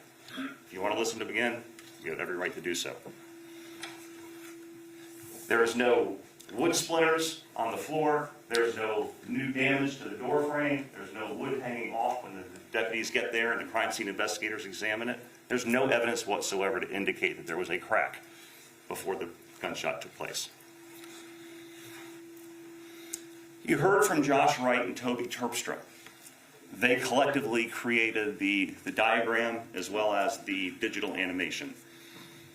And using the diagram created by the defense, before we do that, Catherine Medina, there was discussion about Catherine Medina doing the trajectory analysis and how that she didn't calibrate certain things. Her role was not to do a full-blown trajectory analysis. She's told you she doesn't have the training and the experience to do that. Her goal was to create a general representation of the trajectory. And even Josh Wright said, based on what she did, it may be a little larger cone of error, but her job and what she did and her representation was a good representation of where the defendant would have been in the path of the travel of the trajectory of the bullet. But take the diagram provided by the defense as true. Who fires a gun like this? She's trained. She's gone to the range. She's practiced. I think in her interview, she said she's watched videos of how to properly shoot and things like that. She even demonstrated in her interview that she held the gun like normal people hold the gun. People don't hold the gun over your head like that. That's the representation provided by the defense.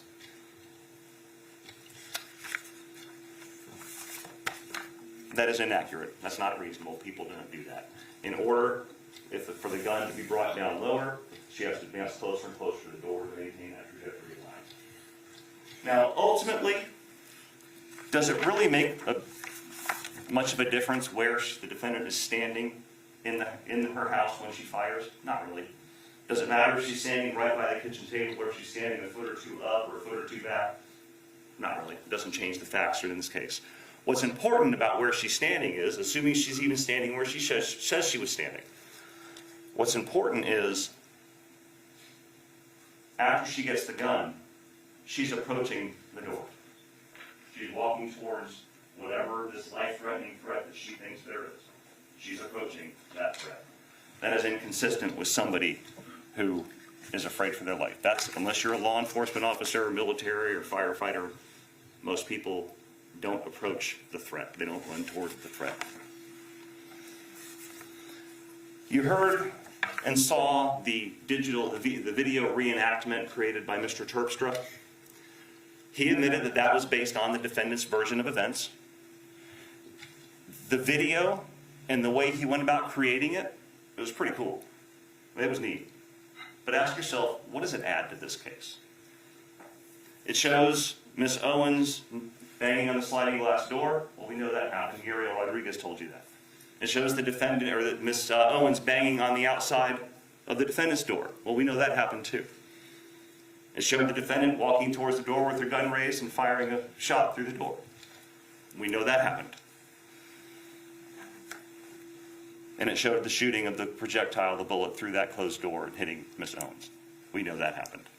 Now, he took some artistic liberties by making the mirror shake and the door shake, and he did that on his own. He's basing it on the defendant's interview, but he decided how to make that happen and how to artistically represent that, to represent the degree of force that the defendant said she saw. That's not evidence. That's a representation of his artistic representation of what he thinks the defendant meant and what the defendant said she saw. Again, the video was cool, but it really doesn't add anything to this case. So after the shooting, we hear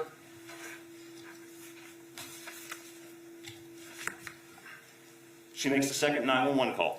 And we heard during the first couple minutes of that second 911 call, she's crying. She's upset. Of course she's crying and upset, ladies and gentlemen. She just fired a shot. She knows she shot somebody and realized the gravity and the implications of what her decision was.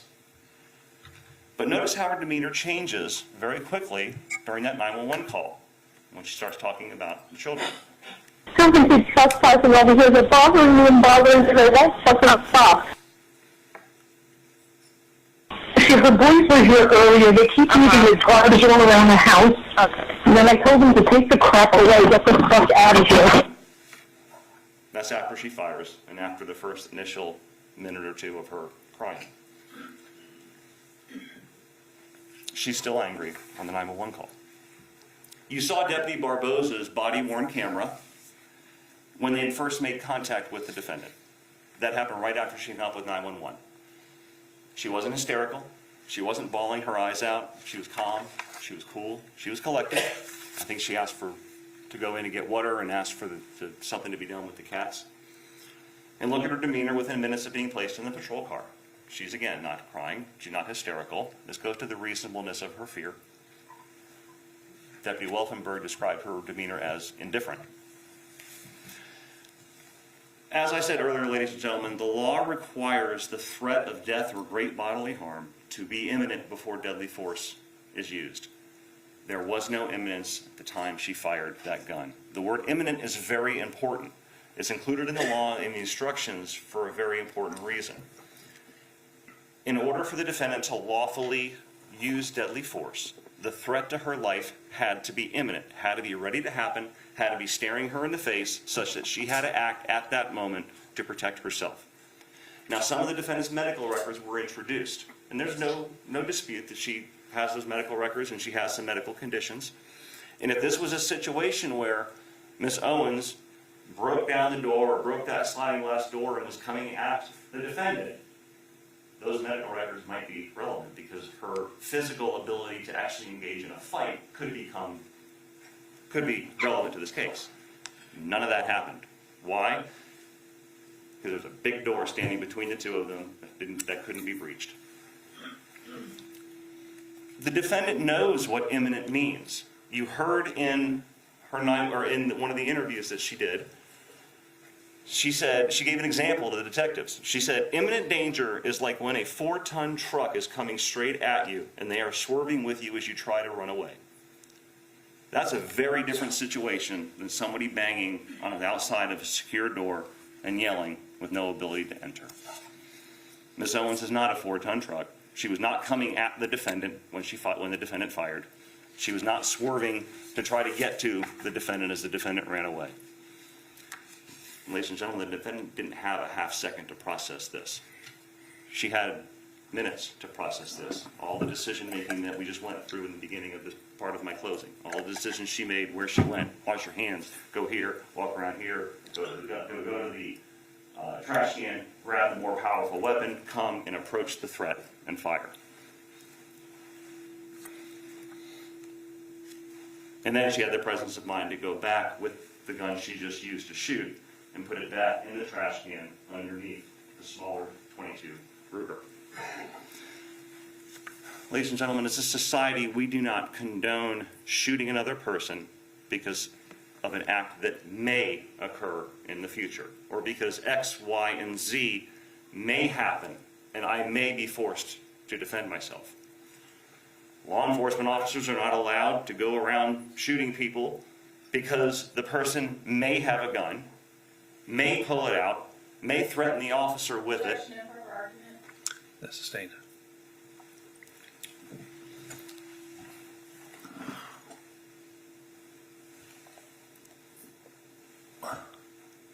The danger has to be imminent. Not, it could happen. It may happen. If 2 or 3 or 4 things occur, it may happen. That's not imminent.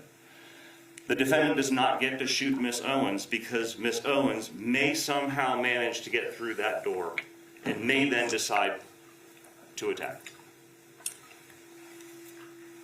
Because before that door is actually broken in, Miss Owens has no physical ability to cause any harm whatsoever. That is the law that we have agreed to live by. Because there was no imminent danger when the defendant pulled the trigger, her decision to shoot and kill Miss Owens was not reasonable, and it was unlawful. We talked in jury selection that your role in this case is to determine whether or not the defendant's actions on the night of June 2nd, 2023 violated the law. It is not anyone's role here to determine if the defendant is a good or a bad person. And this decision that you're about to make should not be based on sympathy to Miss Owens, her family, sympathy to the defendant. Your decision in this case should be based on the law as the judge reads it to you and how the facts that you know that have been proven apply to that law. And as I said when I started this, the facts really aren't in dispute. Miss Owens is banging on the door yelling. She's angry. She's angry about how the defendant treated her children. Miss Owens is not trying to jiggle the doorknob or break down the sliding glass door, break the window, not trying to get into the house in any way. Law enforcement was on their way. She gets her gun. She fires one shot, center of mass, which kills Miss Owens. The judge will tell you that it's your duty to determine if the defendant is guilty of manslaughter.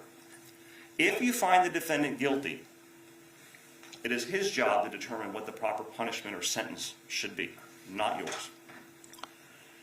I submit to you that if you are back in the deliberation room talking about the case and you're thinking, what's going to happen if she is found guilty? You've already made your decision that she is guilty, because that's what the evidence has proven.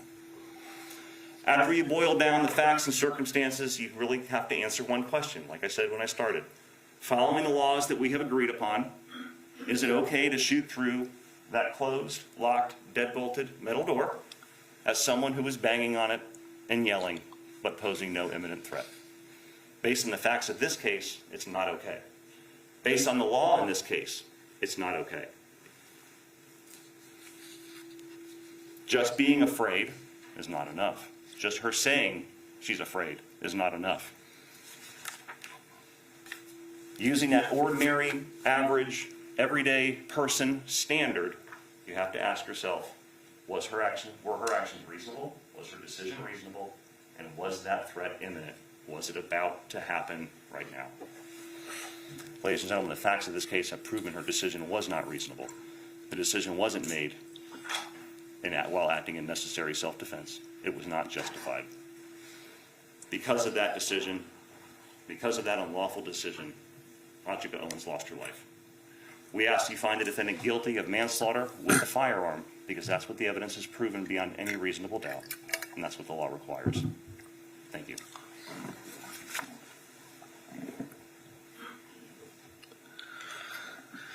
Ladies and gentlemen, if you listen carefully, have your final instructions, okay? Weighing the evidence. It is up to you to decide what evidence is reliable. You should use your common sense in deciding which is the best evidence and which evidence should not be relied upon in considering your verdict. You may find some of the evidence not reliable or less reliable than other evidence. You should consider how the witnesses acted as well as what they said. Some things you should consider are: 1. Did the witness seem to have an opportunity to see and know the things about which the witness testified? 2. Did the witness seem to have an accurate memory? 3. Was the witness honest and straightforward in answering the attorney's questions? 4. Did the witness have some interest in how the case should be decided? 5. Does the witness's testimony agree with the other testimony and other evidence in the case? 6. Has the witness been offered or received any money, preferred treatment, or other benefit in order to get the witness to testify? 7. Did the witness at some other time make a statement that is inconsistent with the testimony he or she gave in court? Whether the state has met its burden of proof does not depend upon the number of witnesses it has called or upon the number of exhibits it has offered, but instead upon the nature and quality of the evidence presented. The fact that a witness is employed in law enforcement does not mean that his or her testimony deserves more or less consideration than that of any other witness. Expert witnesses are like other witnesses, with one exception. The law permits an expert witness to give his or her opinion. However, an expert's opinion is reliable only when given on a subject about which you believe him or her to be an expert. Like other witnesses, you may believe or disbelieve all or any part of an expert's testimony. You have heard testimony of a child. No witness is disqualified just because of age. There is no precise age that determines whether a witness may testify. The critical consideration is not the witness's age, but whether the witness understands the difference between what is true and what is not true, and understands the duty to tell the truth. It is entirely proper for a lawyer to talk to a witness about what testimony the witness would give if called to the courtroom. The witness should not be discredited by talking to a lawyer about his or her testimony. You may rely upon your own conclusion about the credibility of any witness. A juror may believe or disbelieve all or any part of the evidence or the testimony of any witness. The Constitution requires the state to prove its accusation against the defendant. It is not necessary for the defendant to disprove anything, nor is the defendant required to prove her innocence. It is up to the state to prove the defendant's guilt by evidence. The defendant exercised a fundamental right by choosing not to be a witness in this case. You must not view this as an admission of guilt or be influenced in any way by her decision. No juror should ever be concerned that the defendant did or did not take the witness stand to give testimony in the case. A statement claimed to have been made by the defendant outside of court has been placed before you. Such a statement should always be considered with caution and be weighed with great care to make certain it was freely and voluntarily made. Therefore, you must determine from the evidence that the defendant's alleged statement was knowingly, voluntarily, and freely made. In making this determination, you should consider the total circumstances, including, but not limited to, 1. Whether, when the defendant made the statement, she had been threatened in order to get her to make it, and 2. Whether anyone had promised her anything in order to get her to make it. If you conclude the defendant's out-of-court statement was not freely and voluntarily made, you should disregard it. There are some general rules that apply to your discussion. You must follow these rules in order to return a lawful verdict. 1. You must follow the law as it is set out in these instructions. If you fail to follow the law, your verdict will be a miscarriage of justice. There is no reason for failing to follow the law in this case. All of us are depending on you to make a wise and legal decision in this matter. 2. The case must be decided only upon the evidence that you have heard from the testimony of the witnesses and have seen in the form of the exhibits and evidence and these instructions. 3. This case must not be decided for or against anyone because you feel sorry for anyone or are angry at anyone. 4. Remember, the lawyers are not on trial. Your feelings about them should not influence your decision in this case. 5. Your duty is to determine if the defendant has been proven guilty or not in accord with the law. It is the judge's job to determine a proper sentence if the defendant is found guilty. 6. Whatever verdict you render must be unanimous. That is, each juror must agree to the same verdict. 7. Your verdict should not be influenced by feelings of prejudice, bias, or sympathy. Your verdict must be based on the evidence and on the law contained in these instructions. Deciding a verdict is exclusively your job. I cannot participate in that decision in any way. Please disregard anything I may have said or done that made you think I preferred one verdict over another. You may find the defendant guilty as charged in the information or not guilty. The verdict must be unanimous. That is, all of you must agree to the same verdict. Only one verdict may be returned as to each crime charged. Here, there is only one crime, so only one verdict may be returned. The verdict must be in writing, and for your convenience, the necessary verdict form has been prepared for you. It reads as follows. It says right on it, verdict. Count 1, the only count. We, the jury, find as follows as to count 1 of the charge. In parentheses, check only 1 as to this court count. The first choice, A. The defendant is guilty of manslaughter. If you check A, you must then answer the following question. Did the state prove beyond a reasonable doubt that, during the commission of the offense, the defendant personally used a firearm? You'll check either yes or no. The other choice, B. The defendant is not guilty. So say we all, dated, this is the 16th day of August, 2024. This will need to be signed in pen by the foreperson, and the bailiff will have a pen back there for the foreperson to use. In just a few moments, you will be taken to the jury room by the bailiff. The first thing you should do is choose a foreperson who will preside over your deliberations. The foreperson should see to it that your discussions are carried on in an organized way, and that everyone has a fair chance to be heard. It is also the foreperson's job to sign and date the verdict form when all of you have agreed on a verdict, and to bring the verdict form back to the courtroom when you return. During deliberations, jurors must communicate about the case only with one another, and only when all jurors are present in the jury room. If a juror goes to the restroom, the deliberation should stop until the juror returns. You are not to communicate with any person outside the jury about this case. Until you have reached a verdict, you must not talk about this case in person or through the telephone, writing, or electronic communication, such as an email or any other means. Do not contact anyone to assist you during deliberations. These communication rules apply until I discharge you at the end of the case. If you become aware of any violation of these instructions, or any other instruction I have given in this case, you must tell me by giving a note to the bailiff. Many of you have cell phones, tablets, laptops, or other electronic devices here in the courtroom. The rules do not allow you to bring your phones or any of those types of electronic devices into the jury room. Kindly leave those devices on your seats or they will be guarded by the bailiff while you deliberate. This includes any sort of like Apple Watch or anything else where you can get and send emails or make phone calls, okay? You'll need to leave that with the bailiff. If you have an old-fashioned watch like me, you're fine. If you need to communicate with me, send a note through the bailiff. If you have voted, do not disclose the actual vote in the note. If you have a question, I will talk with the attorneys before I answer, so it may take some time. You may continue your deliberations while you wait for my answer.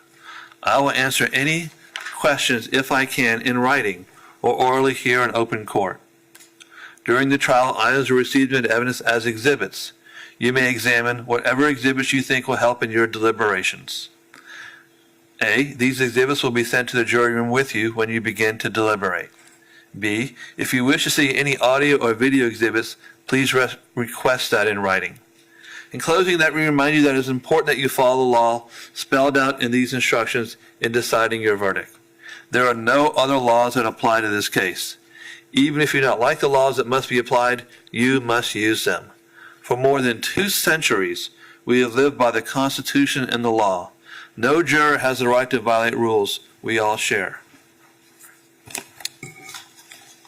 Give me 1 second. Put my stuff together here.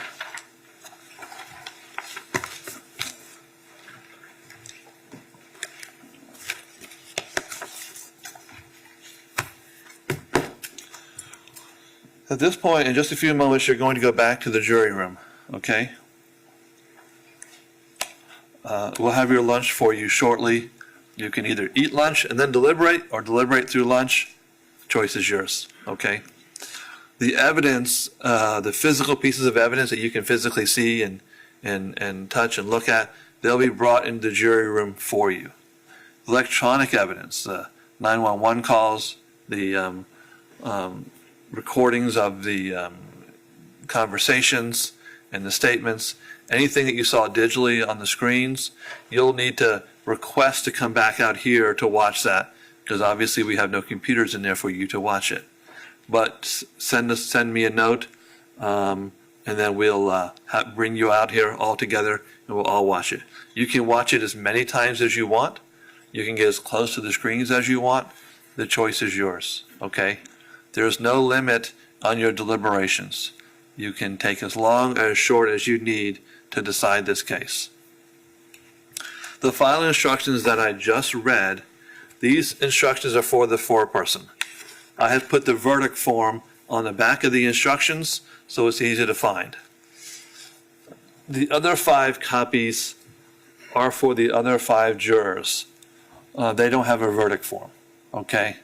The reason I said 5 is because 2 of you have been serving as alternates, and the alternates will not go back into deliberation. What's going to happen is you'll still get your lunch, but we'll have you take that in another room, and then I'll discharge you after that, okay?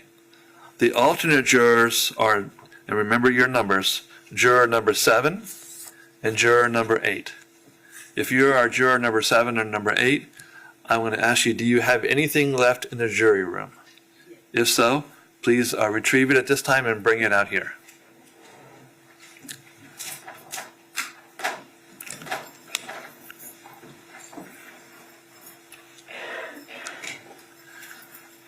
The rest of you are not alternates. So as soon as they come out, I'll let you go back, okay? And give the bailiffs a few minutes. They'll bring in all the evidence for you. And they'll also bring in the instructions for you.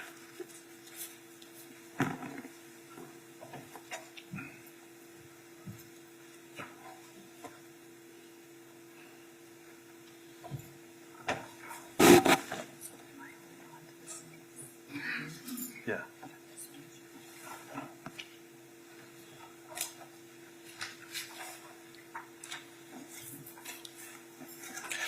If you all would just wait there, the rest of the jurors, you'll go back to deliberate, okay? And we have the instruction for you.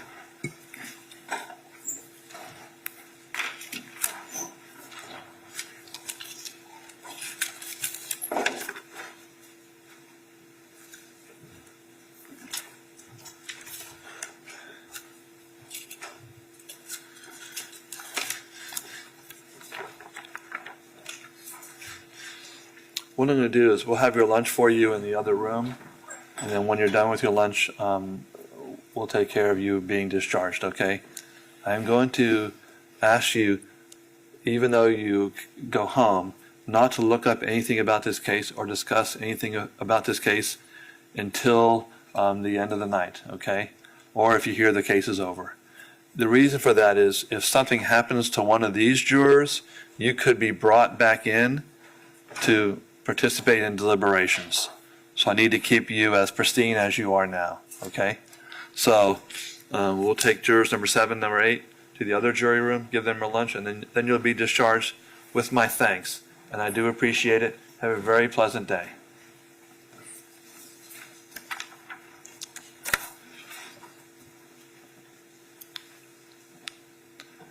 The jurors have retired from the courtroom. Is there any objection to the instructions that I read? No. Did I mess up any words? No, sir. There was one error in there about the other trust. It's always one. But we're down to maybe one, so that's maybe progress. All right, so we'll be in recess until we hear something. Thank you all.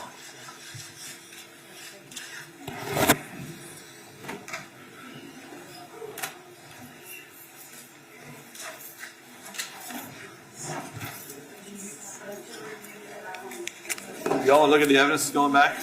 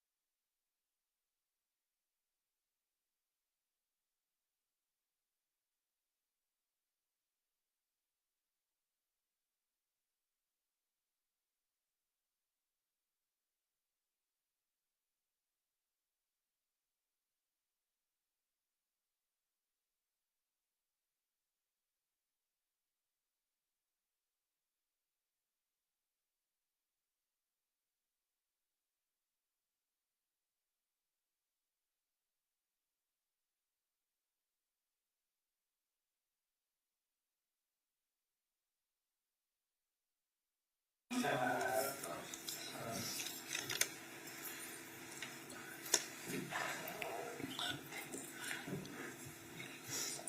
right, let's go back on the record on Ms. Lawrence. I see Ms. Lawrence is here. The parties are here. The question, it says from juror number 2, can we listen to both 9/11 calls? Any objection to that by anybody? No, Your Honor. All right. And if I don't know if I believe I asked, but there was no objection to the instructions that I read. Is that correct? No one objected to the instructions Correct. as read? No objection. Actually, I think I mentioned it, but I can't remember. Let's bring it back in. Can we get that queued up or? It's ready. I want to make sure the volume is working correctly.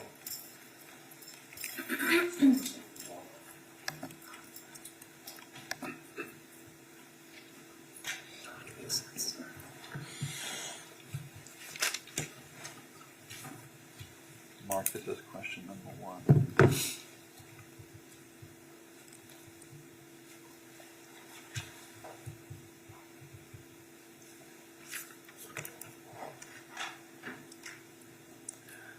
You can also only part of the paper. So some people use the whole paper for just a simple question.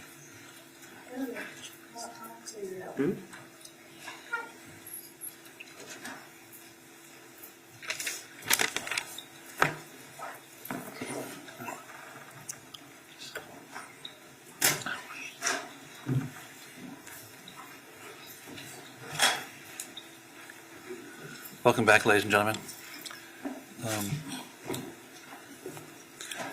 It's my understanding you have presented us with a question. I'm going to read the question into the record. The question is, can we listen to both 9/11 calls? And the answer is yes, and we'll play them for you now. Again, as I told you before, you can listen to them as many times as you want. If you need a volume up or down, let me know, and we'll play them for you in just a minute. And then we'll go from there, okay? If you want to listen to them again, you can always do that.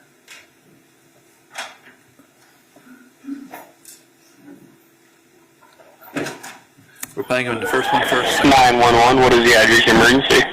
1662 Southwest 107th Lane. Alright, and then can you repeat that for me one more time to make sure I have it correct? 1662 Southwest 107th Lane. Alright, what is your phone number in case you get disconnected? 352-777-5919. What is your name? I'm sorry, you said your name was Susan? Yes, And what was your last name, Susan? Lawrence, Lorintz. Alright, and tell me exactly what happened. I got kids trespassing down there, leaving all the toys around. It's just screaming, just being absolutely obnoxious. I went into the roller skate officer the other side. The kid says I'm going to beat you up for that. And he's mouthing off to me. Alright. Threatened in my own head.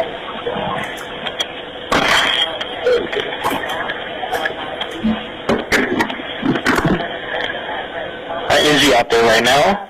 Yeah, there's several kids out there right now, and I'm feeling for my head. I'm very scared. Okay. Alright, and what unit number are you in? 3. Unit 3, okay. Yes. Do they also live in the same building? No, they live across the street. Okay.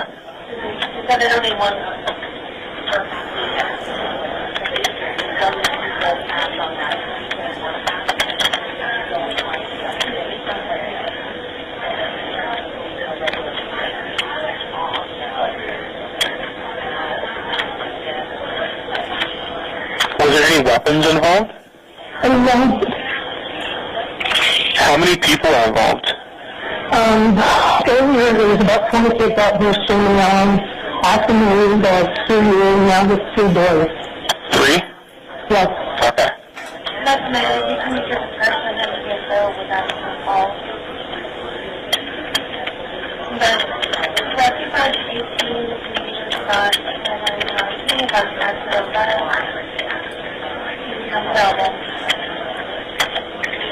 And the kid saying I took his iPad and all this other shit was just in his food.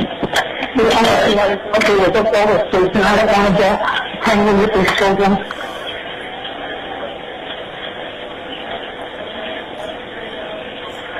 Alright, and are they white, black, Hispanic, or Asian?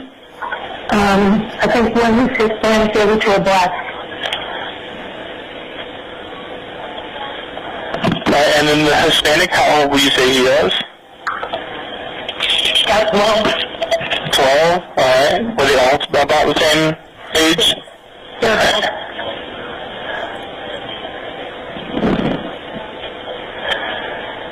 Alright, and then the Hispanic male, what is he wearing? He's got, I think, a t-shirt and pants on. Do you know what color t-shirt? No, I couldn't tell him that. Okay. I just don't like them coming around my house. They've been coming onto my deck, my patio, and it's telling me, get up, get up. And I'm watching TV and stuff. They have no business over here. There's no trespassing sign.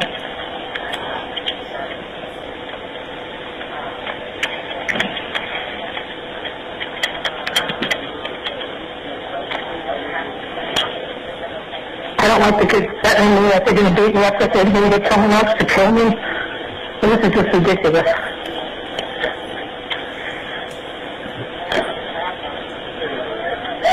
Are you or anyone else in danger right now? I locked my doors. Alright, who is in charge of the property? Charles Gabbard. I'm sorry? Charles Gabbard owns the actual spot.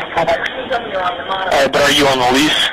Oh yeah, I'm just, Okay. I leased the 1 unit. They just keep badgering me and badgering me. I'm just sick of these stupid. Now that they're home from school, it's like, you know, craziness.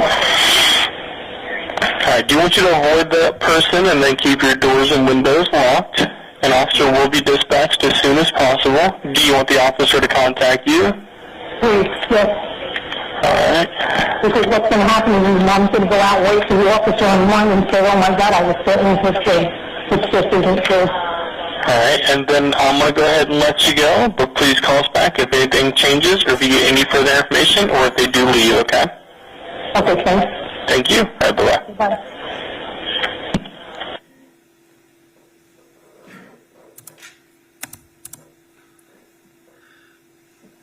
Did anyone want to hear that call again? Oh, does anyone want to hear that call again? Okay, we'll move on to the next call. 911 is the address of the emergency. 1662 Southwest 177. Oh my God, this lady just tried to break down my door. I'm shot. Good Lord. Oh my God. Okay, repeat that address for me to make sure I have it correct. 1662 Southwest 177. Okay, what is your name? Okay, what's going? Take a deep breath for me. Calm down. Oh my God. You said someone tried to break down your door. Is that correct? Yes, the woman was screaming and yelling and she was trying to break down my door and she was... Okay, it was a female. Yes. I didn't know what to do. I grabbed my gun and I shot at the door.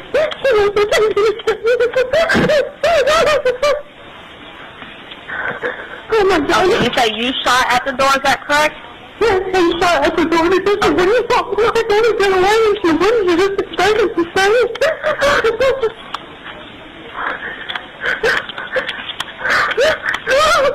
Okay, where's your gun now?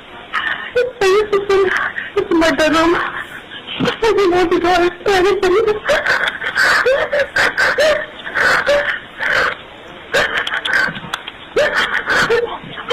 This is the woman who attacked me. Okay, do you still see the subject? I don't know where she is. I'm still in my house. I didn't open my door to her.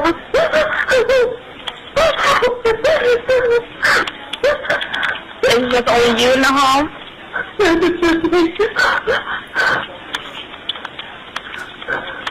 Okay, I just need you to lock all your doors and windows, okay? I have.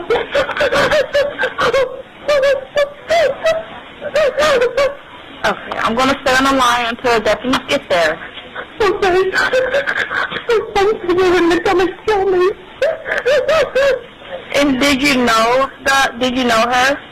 Yes, come after me several times because of her children. Her children keep trespassing over here. They're bothering me and bothering me. They won't fucking stop. Is she a neighbor? Yes. Do you know where she lives? She lives at 1663 Southwest 107th Lane. 1663 Southwest 107th Lane, is that correct? Yes. Okay. Do you know her name? Ajike Owens. I'm sorry, what was the first name? Ajike, A-J-I-K-E.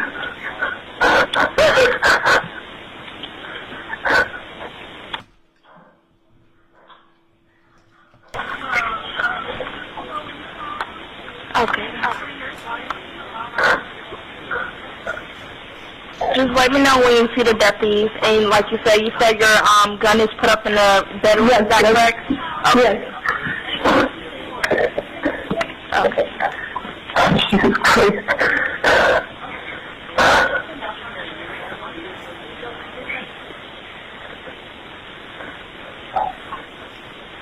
And what unit number is for the subject?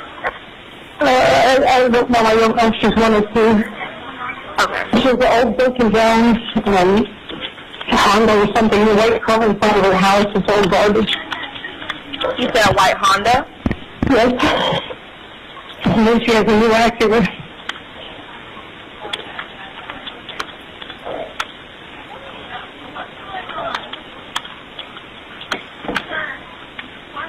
Okay.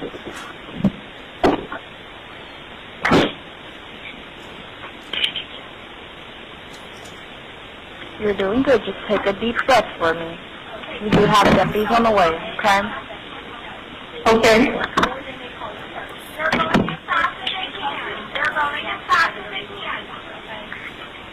And do you see the male subject, or you just see the female? The boys were here earlier. They keep using the garbage all around the house. Okay. And then I told them to take the crap away, get the stuff out of here. Do you know where the boyfriend is now? I'm sorry? Do you know where the boyfriend is now? No. Okay.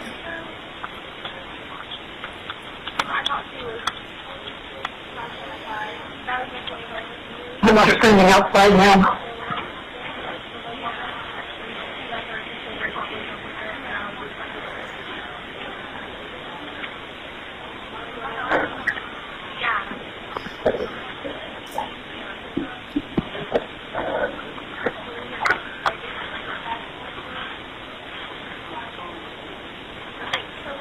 And we do have deputies getting close, okay? Okay, I think they're here now. I see the lights. Okay, if they're there, I'll go ahead and let you go. Okay, thank you. You're welcome. Bye-bye. So do you want to hear the 911 call again? Okay. You're welcome to listen to it as much as you want. If you want to listen to it again, send us the same note. We'll play it for you again, either one. Okay? You return to your deliberations. Thank you very much.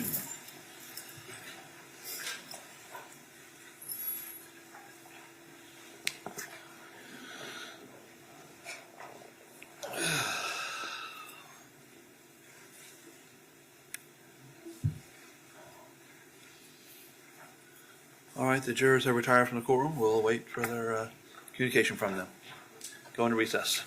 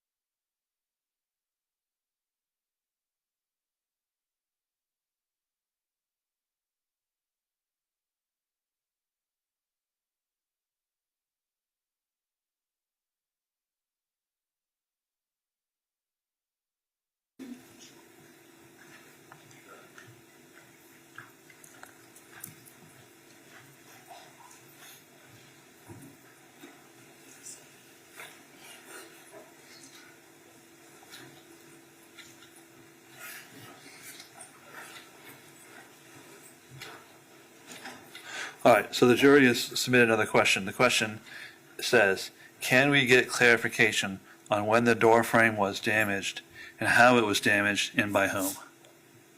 Obviously, we cannot give them information. So the question is, how do y'all want me to answer? I normally would answer, and you can add or subtract or object, whatever you want. I normally say all the evidence that has been received in this case. You'll need to make your determination based on whatever evidence has been presented in this case. I think that's the appropriate answer, Your Honor. So let me write that out. So That's fine with the defense, Judge. all of the evidence in this case has been presented. All of the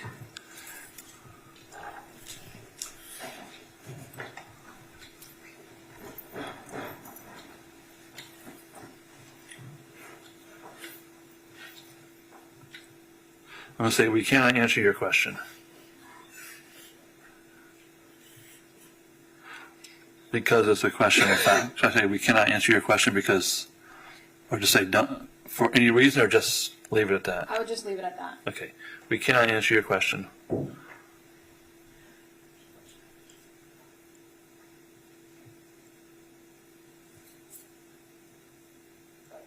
Trying to get that second phrasing down. I think what I'll say is you will need to make your decision based on the evidence that has been presented. Yes. Yes, sir. Okay.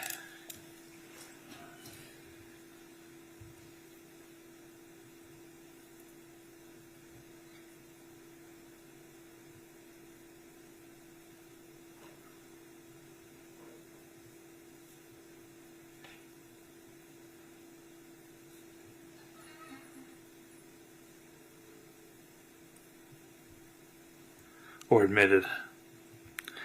So I hate to give anyone the idea that there's more evidence that they don't know. I just want to say it. So I'll say this. We cannot answer your question. You will need to make your decision based on the evidence that has been admitted. Yes, sir.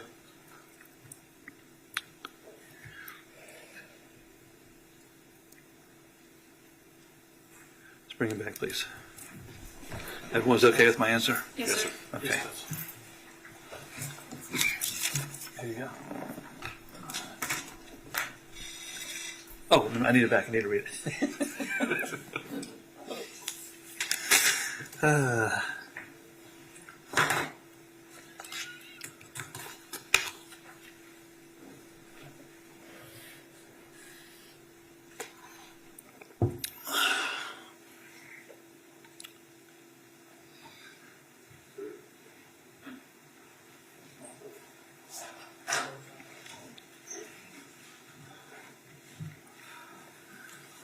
Welcome back, ladies and gentlemen.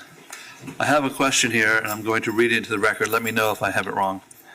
Can we get clarification on when the door frame was damaged, and how it was damaged, and by whom? Is that the correct question? We cannot answer your question. You will need to make your decision based on the evidence that has been admitted. All right? Return to the jury room, okay? Thank you.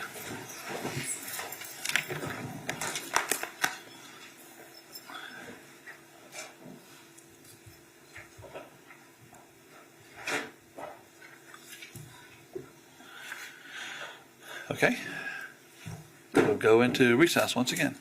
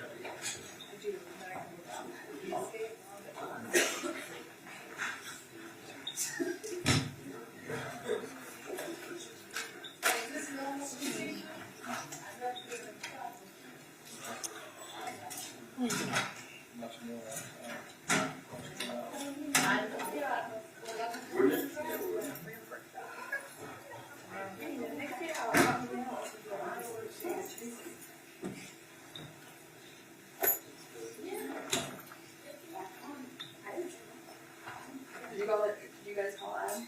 Or no? I didn't. Can you call him? I can call him. Well, I'll get that. I don't know. I thought That's I gonna did, but I take me don't. a lot of it, call it all back up. Oh, sorry. I can text Rich.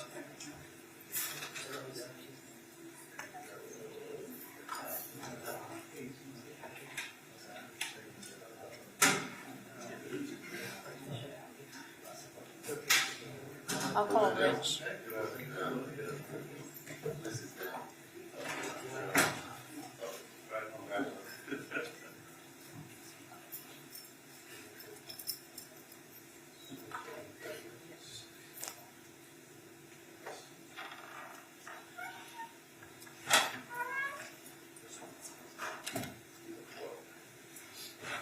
It's fine.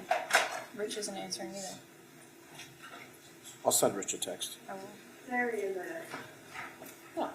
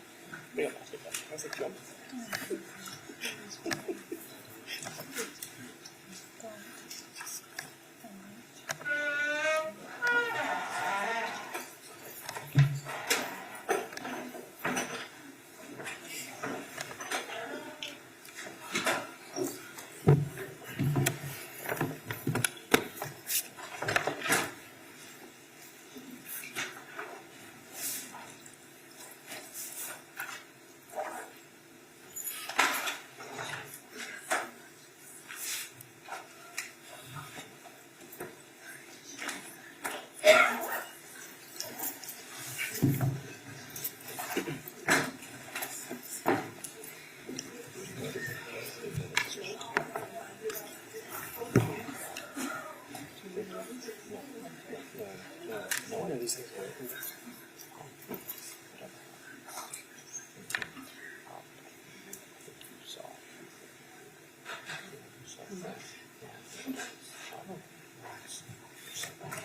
Okay.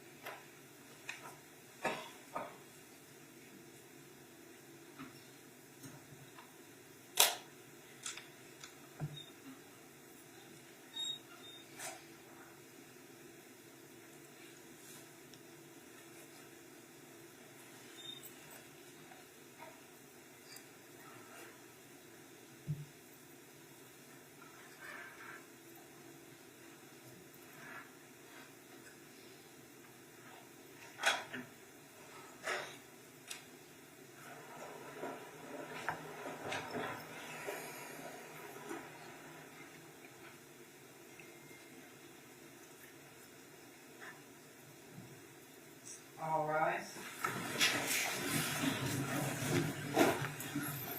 Court's now back in session. Have a seat, everybody.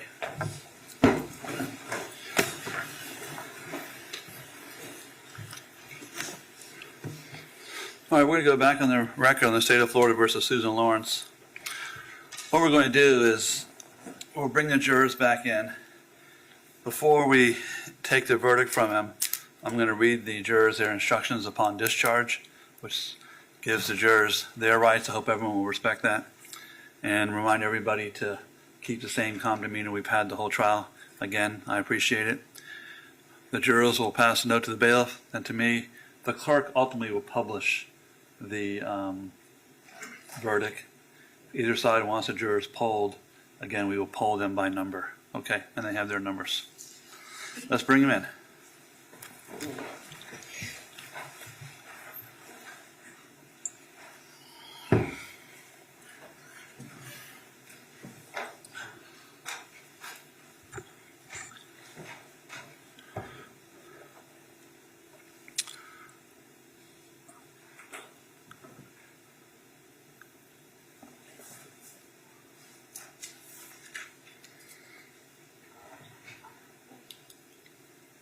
Yes, ma'am.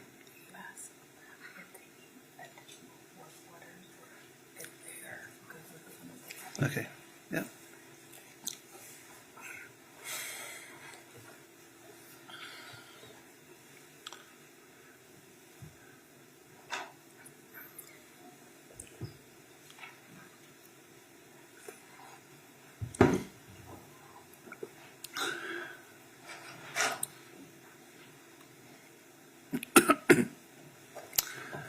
John, it's my understanding you have reached a verdict in this case. Is that correct? What I'm going to read to you is the last instruction. This regards you as jurors. Ladies and gentlemen, I wish to thank you for your time and consideration of this case.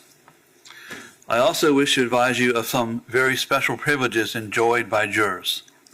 No juror can ever be required to talk about the discussions that occurred in the jury room, except by court order. For many centuries, our society has relied upon juries for consideration of difficult cases. We have recognized for hundreds of years that a jury's deliberations, discussions, and votes should remain their private affair as long as they wish it. Therefore, the law gives you a unique privilege not to speak about the jury's work. Although you are at liberty to speak with anyone about your deliberations, you are also at liberty to refuse to speak to anyone. A request to discuss your verdict or your deliberations may come from those who are simply curious, from those who might find fault with you, from the media, from the attorneys, or elsewhere. It will be up to you to decide whether to preserve your privacy as a juror. Can you please hand the verdict to the bailiff, please?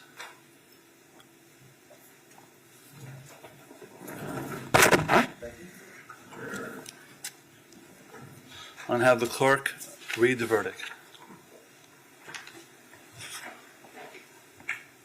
Verdict as to count one. We, the jury, find as to count one of the charge. The defendant is guilty of manslaughter. Did the state prove beyond a reasonable doubt that during the commission of the offense, the defendant personally used a firearm? Yes. So say we all, dated the 16th day of August, 2024. Does either side wish to poll the jurors to be polled? Yes, sir. Madam Clerk, please poll the jurors by number only. Juror number 1, is this your verdict? Juror number 2, is this your verdict? Yes. Juror number 3, is this your verdict? Yes. Juror number 4, is this your verdict? Yes. Juror number 5, is this your verdict? Yes. Juror number 6, is this your verdict? Yes. Ladies and gentlemen of the jury, if you can go back to the jury room, please wait there and I'll discharge you in a few moments, okay? Here we go. Also, here's the last one. Oh wait, I don't think I dated that. I'll get that one back.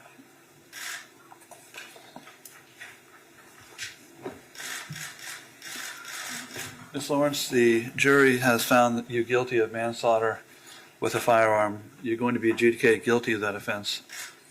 I assume that sentencing will be at a later date, is that correct? That's correct, Judge. Are you requesting a pre-sentence investigation? Yes, sir. What I'm going to do is have the Department of Corrections prepare a pre-sentence investigation. I'll continue this case. I'll put it all the way to the November docket, although I expect us to be sentenced long before that. I'm just putting us far enough away to get everything done. So when we get the PSI done, then please contact my office. We'll set a sentencing. Ms. Lawrence, you're going to be held in custody of the Marion County Jail without bond until that time, okay? Thank you and good luck to you. Thank you, Judge. May we be excused? Yes, ma'am. Thank you.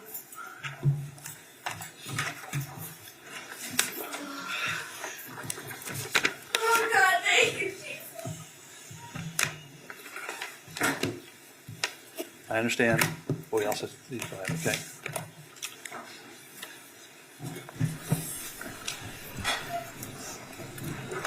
We will be in recess.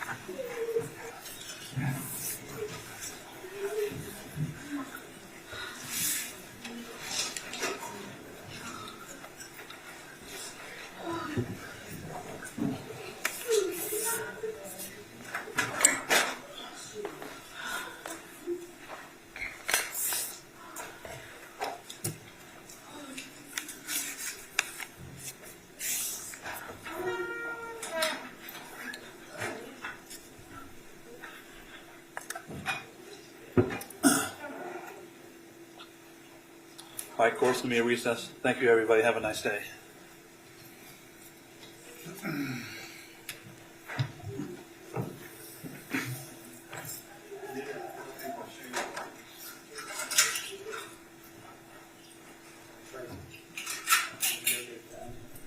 You don't put Russ on, yeah.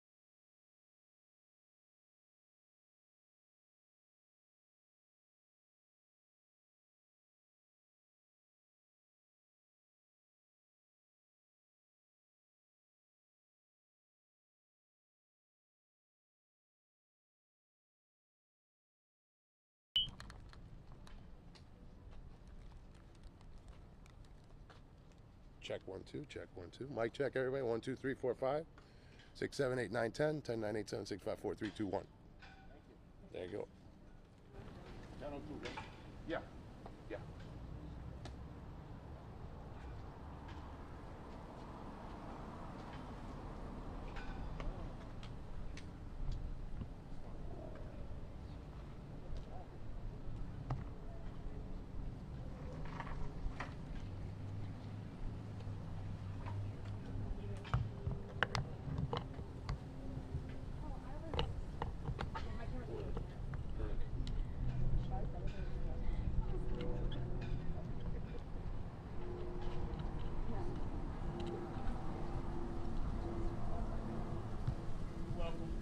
Thank you. You good? Yeah, you could go through, man. Huh?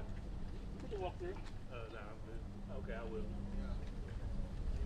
Hey, bro, I need to get my things back, man. You got oh, so you break down when you just broke mine. Yeah, I'm gonna need you like next week.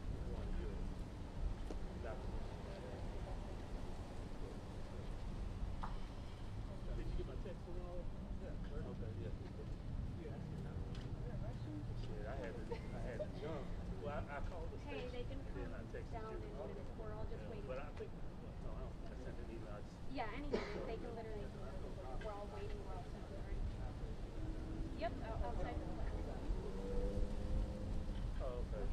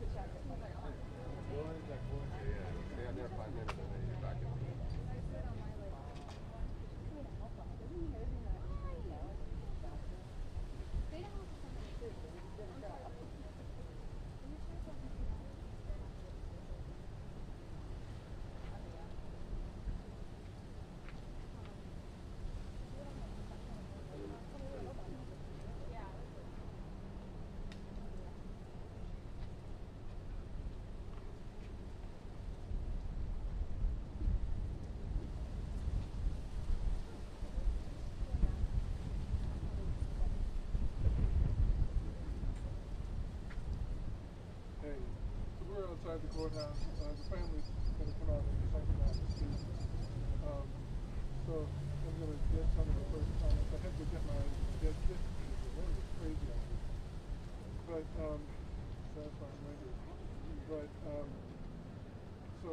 saw I've got the super spots. It will basically work. I do think I'll want to tweak that last line to reflect whatever Ms. Diaz said. And then the cut, we can make that. Then I'll probably do something for NPR as well. Probably use the comments from the family. Yeah. All righty. Thank you.